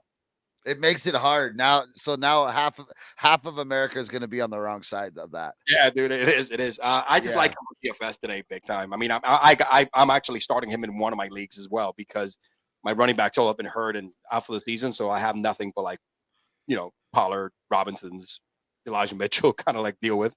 I don't want you to give away all your secrets, but give us like your second or third favorite lineup today in DFS. Give us a couple of your good ones. Okay, so you have one too. Tournament? Yep, I got one. Go ahead. Why don't you start? Because I got like 10 of them. Let me look through my favorite. Perfect. Yeah. I just have a late slate lineup. I seem to do better in a smaller number of games. So this is just the. So DFS is, explain what that is really quick. Daily fantasy sports. You get yourself a $50,000, or I think it's more on FanDuel. You get an allotted amount of salary, and then each player costs a certain amount. You have to, you can spend as much as you want. You don't have to spend it all. So basically, you download an app, DraftKings or FanDuel. Yeah. Go to your app store. I do FanDuel. Yep. Eric FanDuel. does DraftKings, right, Eric? Yep. This is good. Just because it was the first one I downloaded. Yeah, you do DraftKings, I do FanDuel. We got to give the public two different from the different sites. That's good. Absolutely. So so download that, create an account, and what you are going to be now is the general manager of your own team. They're going to give you a salary cap just like the NFL deals with, and you have to go on there. You have to purchase a quarterback, 2 running backs, a couple wide receivers, just like a fantasy team. But you start out with, say, $50,000. Every player has a value. You can't exceed 50,000. So you got to strategize where you want to have points and maybe where you're going to take some long shots. And it's a lot of fun, and these guys are really good at it. So Elio's going to give you guys a couple of lineups here to get you started, and we can do this every week. It's fun. You play in tournaments, and Elio will explain that a little bit on the money side. Pretty much tournament, right? Tournaments are you like, for example, this one here, it's like you go in with $1 and top prize is like 5,000, right? But you're gonna have a bunch of people. You got about what 3, 5, 6, 7, 8,000 people in there. So the whole point of a tournament, apart from cash, and I'll explain both of them, is that you got to make sure that you're competing against a lot of individuals, and there is no cap. So you got to make sure that the players you pick are players that not everybody's picking. That's part of it. You know what I mean? Mm-hmm. So I'm going to give you one, and this is the reason why this lineup is constructed this way, because I'm picking some high-priced players that some people would not pick because it's too much money, and then combination of, hey, you got a dart throw that's going to hit today. So my first lineup for FanDuel, it's going to be Justin Fields at 8,700.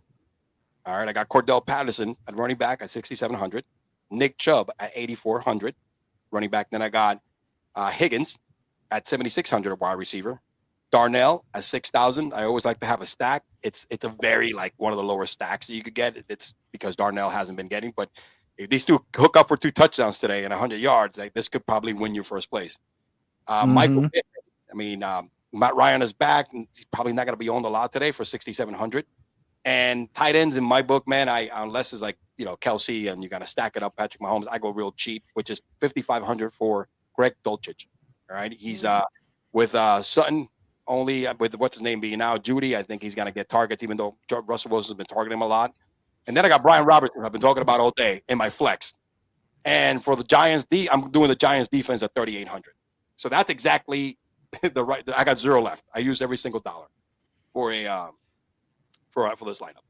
And so that's a coincidence that probably happens a few times, but you don't have to go spend all your money. So if you have in your mind, you have the perfect fantasy like setup, and you have $100 left, totally okay. Exactly. That happens a lot too.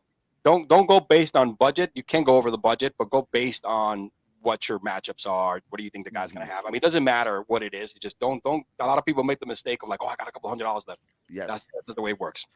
No. And shout out to Shouts in the House, Heather from Shouts in the House. If you don't follow her, she's at literally Heather on Twitter. She built our website, Patriot Sports, and helped build Jonah's website, the Blue Collared Enlightenment Show. So that's his podcast. Go check that out. Blue Collared Enlightenment Show. It's legit.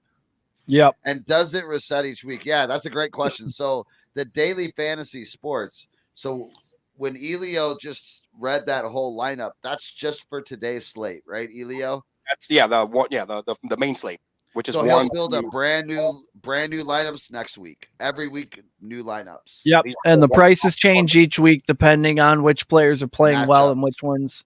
You could do lineups just on the 1 o'clock games. You could do lineups just on the 4 o'clock games, and they have single game lineups, which is like the Monday night game, the Sunday night game. They have, trust me, once you get into this, you become addicted to this. And then you're playing like every even they have so many 10 cents stuff that even when you don't want to play, I was like, let me just throw 10 of them in there, or 20 or 50. You try to figure out what the hell you gotta win. So that's just my take on it.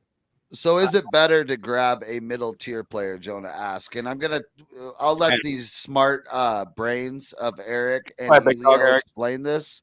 But there is a value system here. So there's a certain amount of points that you want to get for each $100 you're going to spend on these players. So you've got to go in there like Elio and Eric do that research and find the value. Points versus money, cap money, and these guys are really good at it. Or just listen to them, and then you could just what we would call trail bets or trail lineups. You could just trail their lineups. So explain that a little bit, Eric, about finding value in daily fantasy.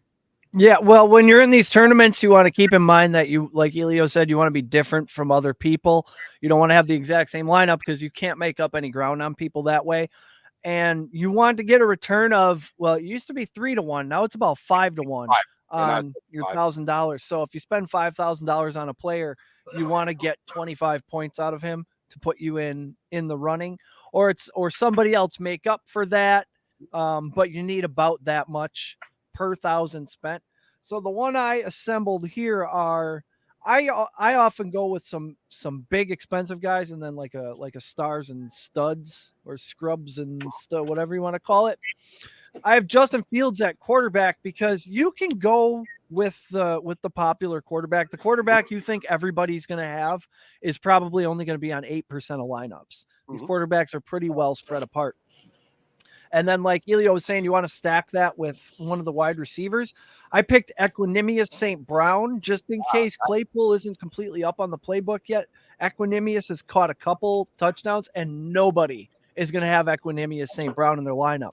So if he catches like 4 for 90 and a touchdown, that's a huge advantage I have. It's going to win you $1 million, bro, if that happens. So let me explain that really quick. So if Jonah, myself, and let's take Heather, for example, are all in a tournament with another 200,000 people, and we all pick the exact same team, and we take first, we're splitting that first place prize. Yep. 3 ways. Okay. But if me and Jonah and Heather all have the same lineup, and she just listens to Eric on Sunday morning, and she just swaps out and puts Equanimous in, her lineup now can hit that first place and win the whole amount of money, where me and Jonah have no shot. We're splitting it no matter what. So that's what Eric's talking about, when you to go find these little gems that is going to have like a 3% user rate, or what do you call that? Yeah. Ownership rate. Ownership rate. Ownership percentage. Yeah. Yeah.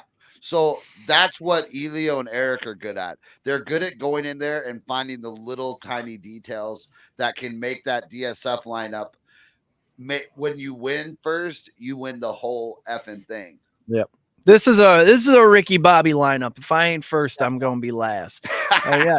Equanimous St. Brown and Tyquan Thornton, the Patriots wide receiver, who's like a gadget guy like Kadarius Toney, coming off the bye week. Maybe they installed some shit for Tyquan Thornton. Again, nobody's going to have nobody even knows who Tyquan Thornton is. So if he has 15 to 18 fantasy points, that's 15 to 18 that nobody besides me has. And that lets me afford to put Saquon Barkley, CeeDee Lamb, and Devonta Smith on the team. I like Devonta Smith because another big mercurial, 3 points or 35 points guy. It's all, but it's a crapshoot.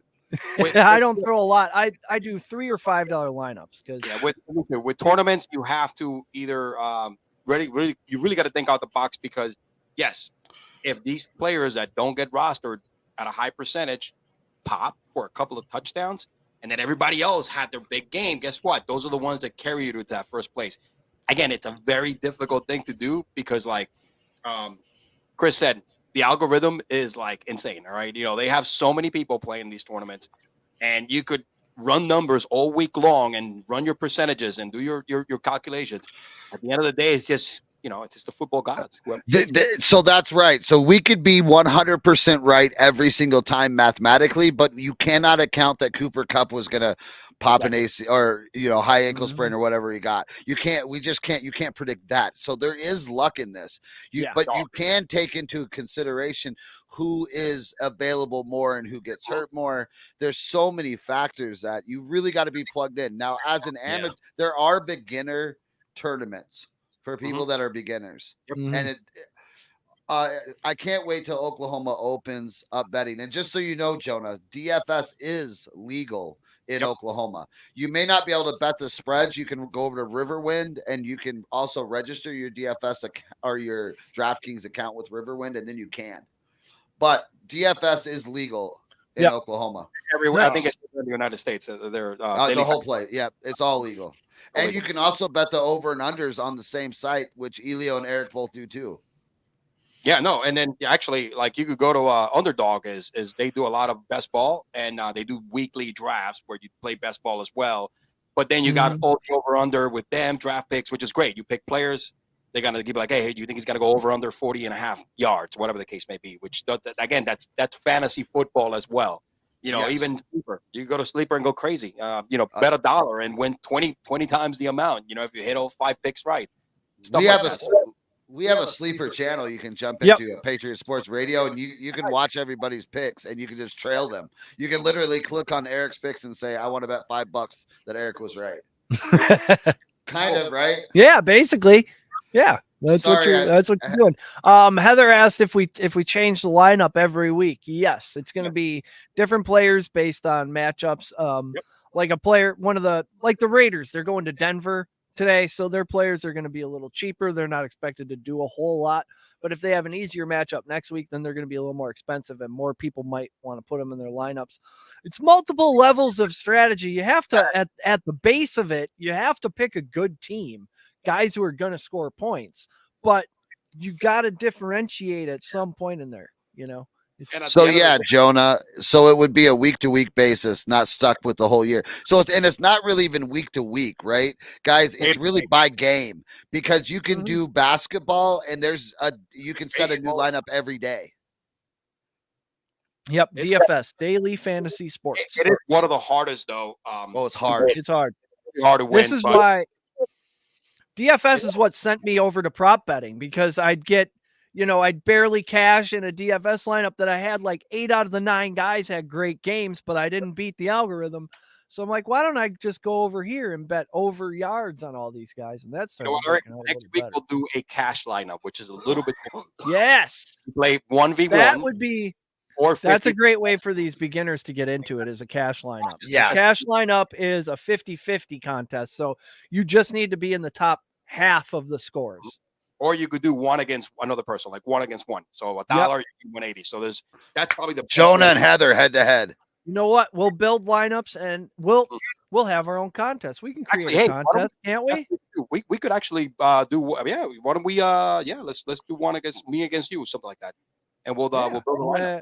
Do that. We'll put the link out there on the Twitters, and people we can build our own Patriot Sports tournament. Yep. And then that way everybody can kind of learn together. Yes. You could actually do a weekly, let's say, $5 tournament or $1, whatever you think. If it's something friendly to start, and let's get 10 teams in. Send the whatever and whichever, either DraftKings or FanDuel, and we could do that 10 teams or 12 teams, 15 teams, and create first, second, and third places. Or we'll get on that, right? We're doing that. That'll be next week. So tune in next week, and we will all get together in a tournament and we'll learn how to do it together. Yep. Next week we'll have a whole DFS segment. Next week is Thanksgiving. I'm not sure what programming changes there will be, but if we don't do it, probably see us on Wednesday. Wednesday, actually, Maybe. I don't know what we're gonna do yet. Maybe a little Wednesday pre-Thanksgiving live stream. Yeah, we can stream. We'll be around all weekend. Yeah, Wednesday night after work we could do it. I can't believe the holidays are here already, dude. It was Halloween like 5 minutes ago. It's crazy. It's crazy. It's nuts, man. I mean, another year of getting older. It sucks getting older, because the older you get, the faster the time flies by. It's like I know when I was a kid, you would look at a year and be like, it took forever to get Christmas, right? Yeah. So we'll do a few things, Jonah, as a beginner. What odds would you? We'll do an odds segment. Mm-hmm. Also, this is a big one that I'd love to get into with, like, Elio's probably really good at this. And this is what's the biggest thing you need to do as a beginner? You need to learn how to manage a bankroll. That's number one. You can make 1,000 bets, but if you don't know how to manage money and manage a bankroll correctly as a handicapper or any kind of a sports bettor, you are in effing trouble. You're never gonna. In fact, you can have beginner's luck. The sports book is counting that you don't know how to manage it. Yeah. That you don't understand what a unit is and what the odds on units are. And you probably don't. They're right most of the time. That actually, the guy you got to bring in here. It's so he can do some money 101. Yeah, we can do a whole. Heavy Steps probably good at this, man. Because Heavy Steps and Will are going to be those are your money management guys. I bet you. Yep. That's what I'd say. Find the smart people. That's what I did. Find people who know gambling, are successful at gambling. Anybody who's trying to sell you their picks, go ahead and mute those people, and just find people who are winning and are conveying it in a way that you understand. Because a lot of these shows are just a lot of math and a lot of equations, and my brain checks out. And if they tell you the number one thing to know in betting is odds, it's not. It's honestly, if it's money management, you have to be able to manage your money, or you will go broke fucking fast. And I mean, like real fast. Yeah. No, it's one of those things that you start out with a budget. Hey, I'm only going to spend. I'm going to deposit in, for example, bet.us, $100. $100. Yep. I want to make sure that I'm winning, so I could keep using the same money, because you're going to have weeks where you're going to win and you're going to have weeks that you lose. As long as you stay within that budget, right? And if you lose your $100, you got to redeposit another $100. Now you're screwed. You know what I'm saying? Because that's complete. And that's bad money management. You should never have to do that, because $100, you should not be betting that whole $100. We'll teach you how to break that $100 into units and what your units are. Everybody's units are different. My units are different than Eric's. Eric's units different than Elio's. That is a personal deal with your finances. Yep, that's all. However much it's all for fun and games. You're not gonna get rich on this, all right? You're not. It's not like but you're gonna have fun, and the games are way funner to watch. You know what I'm saying? If you turn that $100 into $400, go ahead and withdraw $200. Great season. Now you've done. Now everything you've got in the account is what we call house money, and that's where I get in trouble. Exactly. I'm like, I like shit, this is all. Shit, here's my 30-game parlay. Yeah. Fucking degenerate, you. Fucking kids at home. Yeah, we will get it. So we'll do a bunch of that. Me and Eric will work on that with Elio, and we'll put some stuff together with heavy steps. Hopefully, and we'll get Heavy and Will, man. We will all as a community go rake the pay window every Sunday. That's right. We're awake now. We just need to rake. Now we're gonna rake it. Do you think it's more luck than skill? The DFS is a lot of luck. A lot of luck. It's like There's I tell people, so many moving parts. Yep. I'll be right back. All right. Yeah, I think the percentages on luck with DFS is about 65-35. Oh yeah, I honestly think so. And don't be surprised if it's more like 30 in this matter. And it's to me, look, every year, like I said, it's kind of like gambling, right? I put in a budget and I like to stay within that budget. You know what I mean? And bet the games. And then based on how much I'm winning up and down, how much I'm cashing, because honestly, I haven't hit a first place this year at all. But I've been cashing. You know, I'll get to whatever gets me the double up or everything else, or a little more. And when I get to those right there, that's, you know, I kind of like increase my number of lineups the following week, or lower my number of lineups for the next week, because I like to stay within that particular amount of money. If I go in with $50 at the beginning of the season, that's what I want to work with. Tournament wise, you know what I mean? That's kind of stuff. Like I don't go crazy betting going into the $10 or the $5 tournament unless I doubled my money. I do one or two, and then when I see what's going on based on my returns. And then I stay away from those like I'll go to a single or a 3-entry max. Anything that's like 20 or 150 entries. There are people right now who are just doing math and entering lineups, and there's no combination they don't have. I mean, I'll do, like, I'll go to the, in DraftKings, in FanDuel, you got the 10-cent lineups. I'll throw 20 teams in there, right? Just to, like, that's how I kind of make my model. And then from there, I was like, oh, I like this one for this, for 50-50s. I like this one for that one. And then I pick the ones that my top 5 or 2 that I think I could cash on, 50-50s, or also, like the single entry, $1 tournaments, $2, $3 tournament, that kind of stuff. Yeah. Yeah. Jonah says, how much research should you do when you start? I would say just find a couple DFS podcasts, come and listen to us, and that's going to give you the general basics. Yeah, and then it's basic sports. It's a matter of working together. And at the end of the day, you're still a fan. You follow sports team, you still follow their stats, you still follow whatever the heck it is, and that's how you that's how we all got into it. Just the sports fans. Just another way using the knowledge you already have to get more stuff. Yep, we were just talking about that. I said get some podcasts, listen to some people talking about DFS. I can't read. I guess it's the modern world. It's destroyed my ability to read. Chris got me a book for Christmas. I'll sit down and read that. But like reading something on a phone, like multiple pages, can't do it. I don't know why. I don't like it.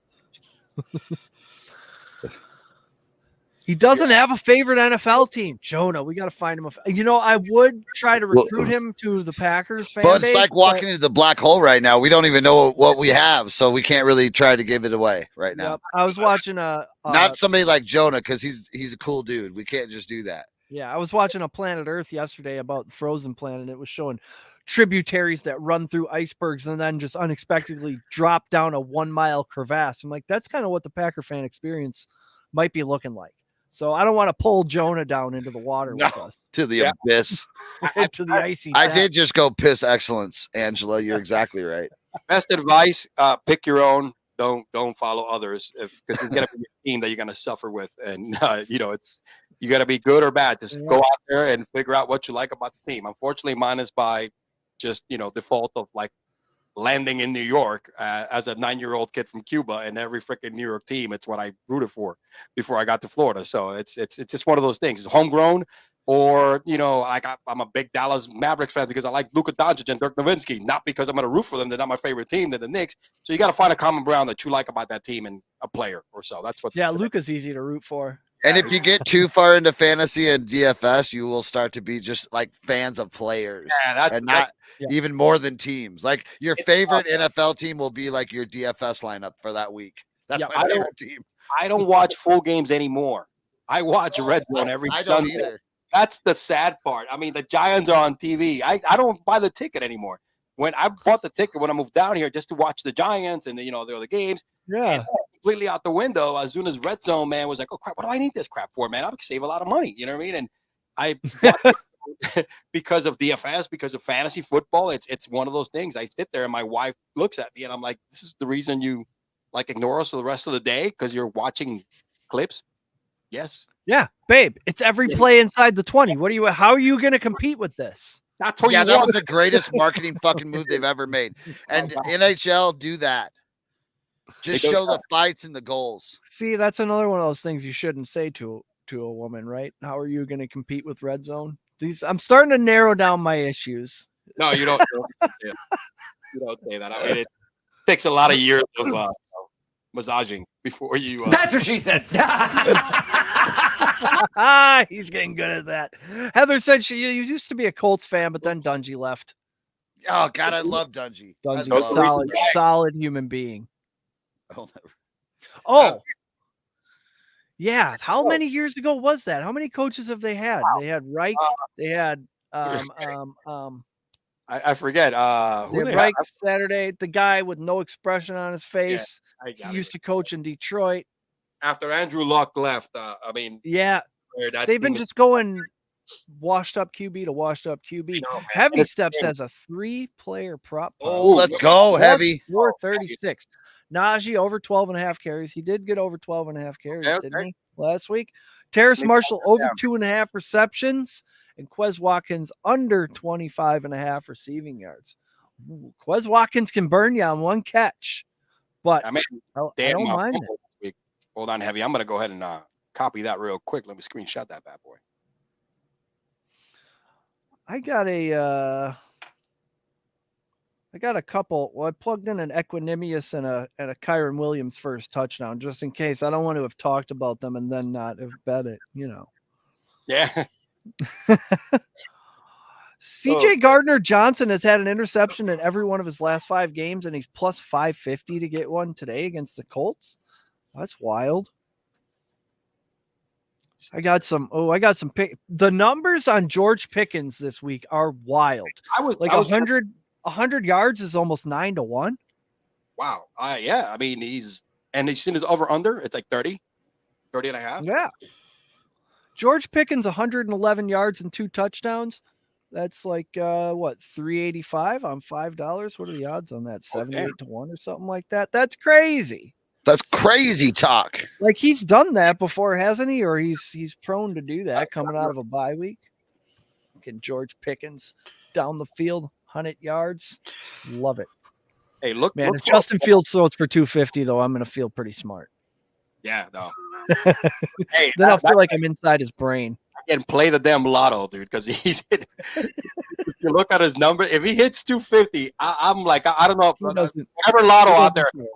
Go out there, or get the cash for life freaking scratch off because you might hit that one too. You know what I'm saying? For life scratch off. Yeah, you know what I'm That'd saying. be The one that sweet. pays you, I don't know, $3,000 a week, or I forget what the number is for the rest of your life until you die. Oh man, I'd rather win that than I think like a 10 or a $20 million jackpot. Just dole it out to me 10 grand at a time every few days. Give me the money, bro, because I could die tomorrow. You'll- You know what I'm saying? Give me the money. You'll see me on one of those documentaries about lottery winners who live in a cardboard box 10 years later. Like, I don't know. We went to the strip club. Shit happens. 10 years ago, yeah, that would have been me, man. But kind of wised up after getting older and having kids. So now it's crap, man. I started having kids late. I need to retire at one point. It ain't happening anytime soon, or even when it's retirement times. I need some cash. Quez 5 out of 8 games with 0 receptions. The Colts really sucking against number one outside receivers, and AJ Brown limping around has me scared. If Brown plays the full game, then Quez ain't getting shit. But if AJ Brown limps off at some point, that's when Quez would get his 1 for 25 or whatever. But he only gets targeted on 6% of his routes. That's one of my favorite stats. That's one of the best predictive stats for wide receivers is targets per route run. That tells you on every route they run if they get the ball thrown to them or not. And you have to earn a target by getting open. So if a guy's got, good is like in the high 20s, 30s, somebody, like a Devontae Adams might get 40%, targets per routes run. That means every time he runs down the field, 3 or 4 out of 10 times the ball's coming to him. So 6% is wild. That means you could go an entire game without seeing one target. You don't want that in your lineup. Why throw to beat Indy? They could run and beat Indy. So now that I'm thinking about that, I do like that. He likes the edge, that's for sure. Because 17.5 yards, though, you could get one target and win that bet. Yeah. Wasn't he the one that caught that a 40-yard pass last week? Yeah. And that would do it right there. That's what he does. Yep. That's what he does. If he doesn't do that, he doesn't do anything. Yeah. So that is the essence of go big or go home. Yep. That's a sweat the whole game. Like it could happen at any moment. The fourth quarter. I'm just hoping that Devontae Smith gets a couple of those this week, man. I know it's tough. You get that secondary. I hope everybody goes towards AJ. Yeah. So who do I bench for Devonta Smith? Chris Olave or fucking Ramondre Stevenson? You got it's again. My scenario is I either do Tony or Rondell for Devontae Smith. That's my 3. That's right now. What do you guys think? Pick one of those 3. Yeah, I mean, I think I just have a feeling about Devonta Smith today, man. So do I. I mean, he's got a feeling. And what hurts me is that I got Jalen, as my quarterback. So, he has the big game, the big play ability. He could go run down the field and catch it. And he's been targeted, 8 times last game. I mean, hasn't been that insane. He had one big game this year, but he's been double digit. I think not only about 5 games out of the 9 that they played. 5 games. Yep. Yeah. And then when he goes 15, he goes 14 points per game. I mean, so he hasn't had that I'm going to run for, 150 and grab a couple of touchdown kind of game yet. I think at the beginning of the year, he had 135 and a touchdown or something like that. So his biggest game. Yep. So I don't know. So what are your options? So it's so if I want to play Devontae, so I got Devontae Smith, Tony, and Rondell. I'm going Devontae Smith. Yeah. I just think it's because I gotta. If Hollywood plays today, I mean, what happens with Rondell? Yeah, Rondell that affects Rondell. That affects Rondell. And then Tony's. I think Tony's gonna get targeted by default, but again, the consistency. But with me, that's what I've been struggling with Devontae. It's Goddard is not there, so who do you think is gonna have those targets? Goddard get targeted. I think he's either the second most targeted receiver in that lineup. I think he's a little bit out targeted over Devontae Smith. Now that Goddard's not there, it's going to be the 2 men. Or even if AJ eats, right? I think both guys, there's enough work available, and I think Jalen's going to go out there and sling it. They need to get out there big and get it. The only way you beat a good defense is by punching them in the mouth real quick, knock them down, and just leave them down and keep stumping them. So, yep.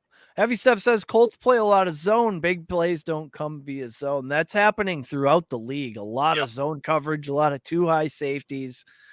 the Tyreeks of the world, or have the to ones be, who aren't quite Tyreek are having a hard time. Ross and a quick slant there and take it to the house. The only Yeah, player. a lot of rally and tackle going around in the passing game this year. What else we got? I feel like we're covered. Holy shit, we're almost at 2 hours. Yeah, Time flies when you're talking football, huh? I gotta go hit mass, boys. Yep. I'm gonna be late. Yep. Go pray for Justin Fields. All right. Thank you, everyone, for joining us. Thanks for all your questions. We'll let you know when we'll be back. I think it'll be before Thanksgiving. Until then, Monday. Best of luck. Yes, Monday, the NFL recap. We'll be back here tomorrow. What am I saying? We'll be Doing back. again, brother. We watching. We're always coming back. I love it down here. Good luck, everybody. Hot. The accounts get a little bigger after this weekend. Exactly. Let's get some big crooked green numbers today. Thank you, everyone, for joining us. Until next time, be good to each other. Thanks, Elio. Chris, get the outro music. Peace.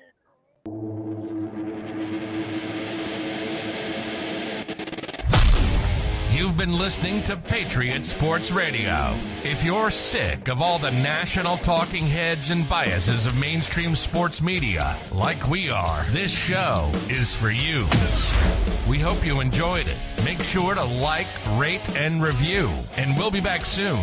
For more content and merch, hit up www.patriotsportsnow.com. Find us on Twitter at PatriotsPod, on Instagram and Facebook at Patriot Sports Now, and on Getter, Rumble, and YouTube at Patriot Sports. Take care, and we'll see you next time.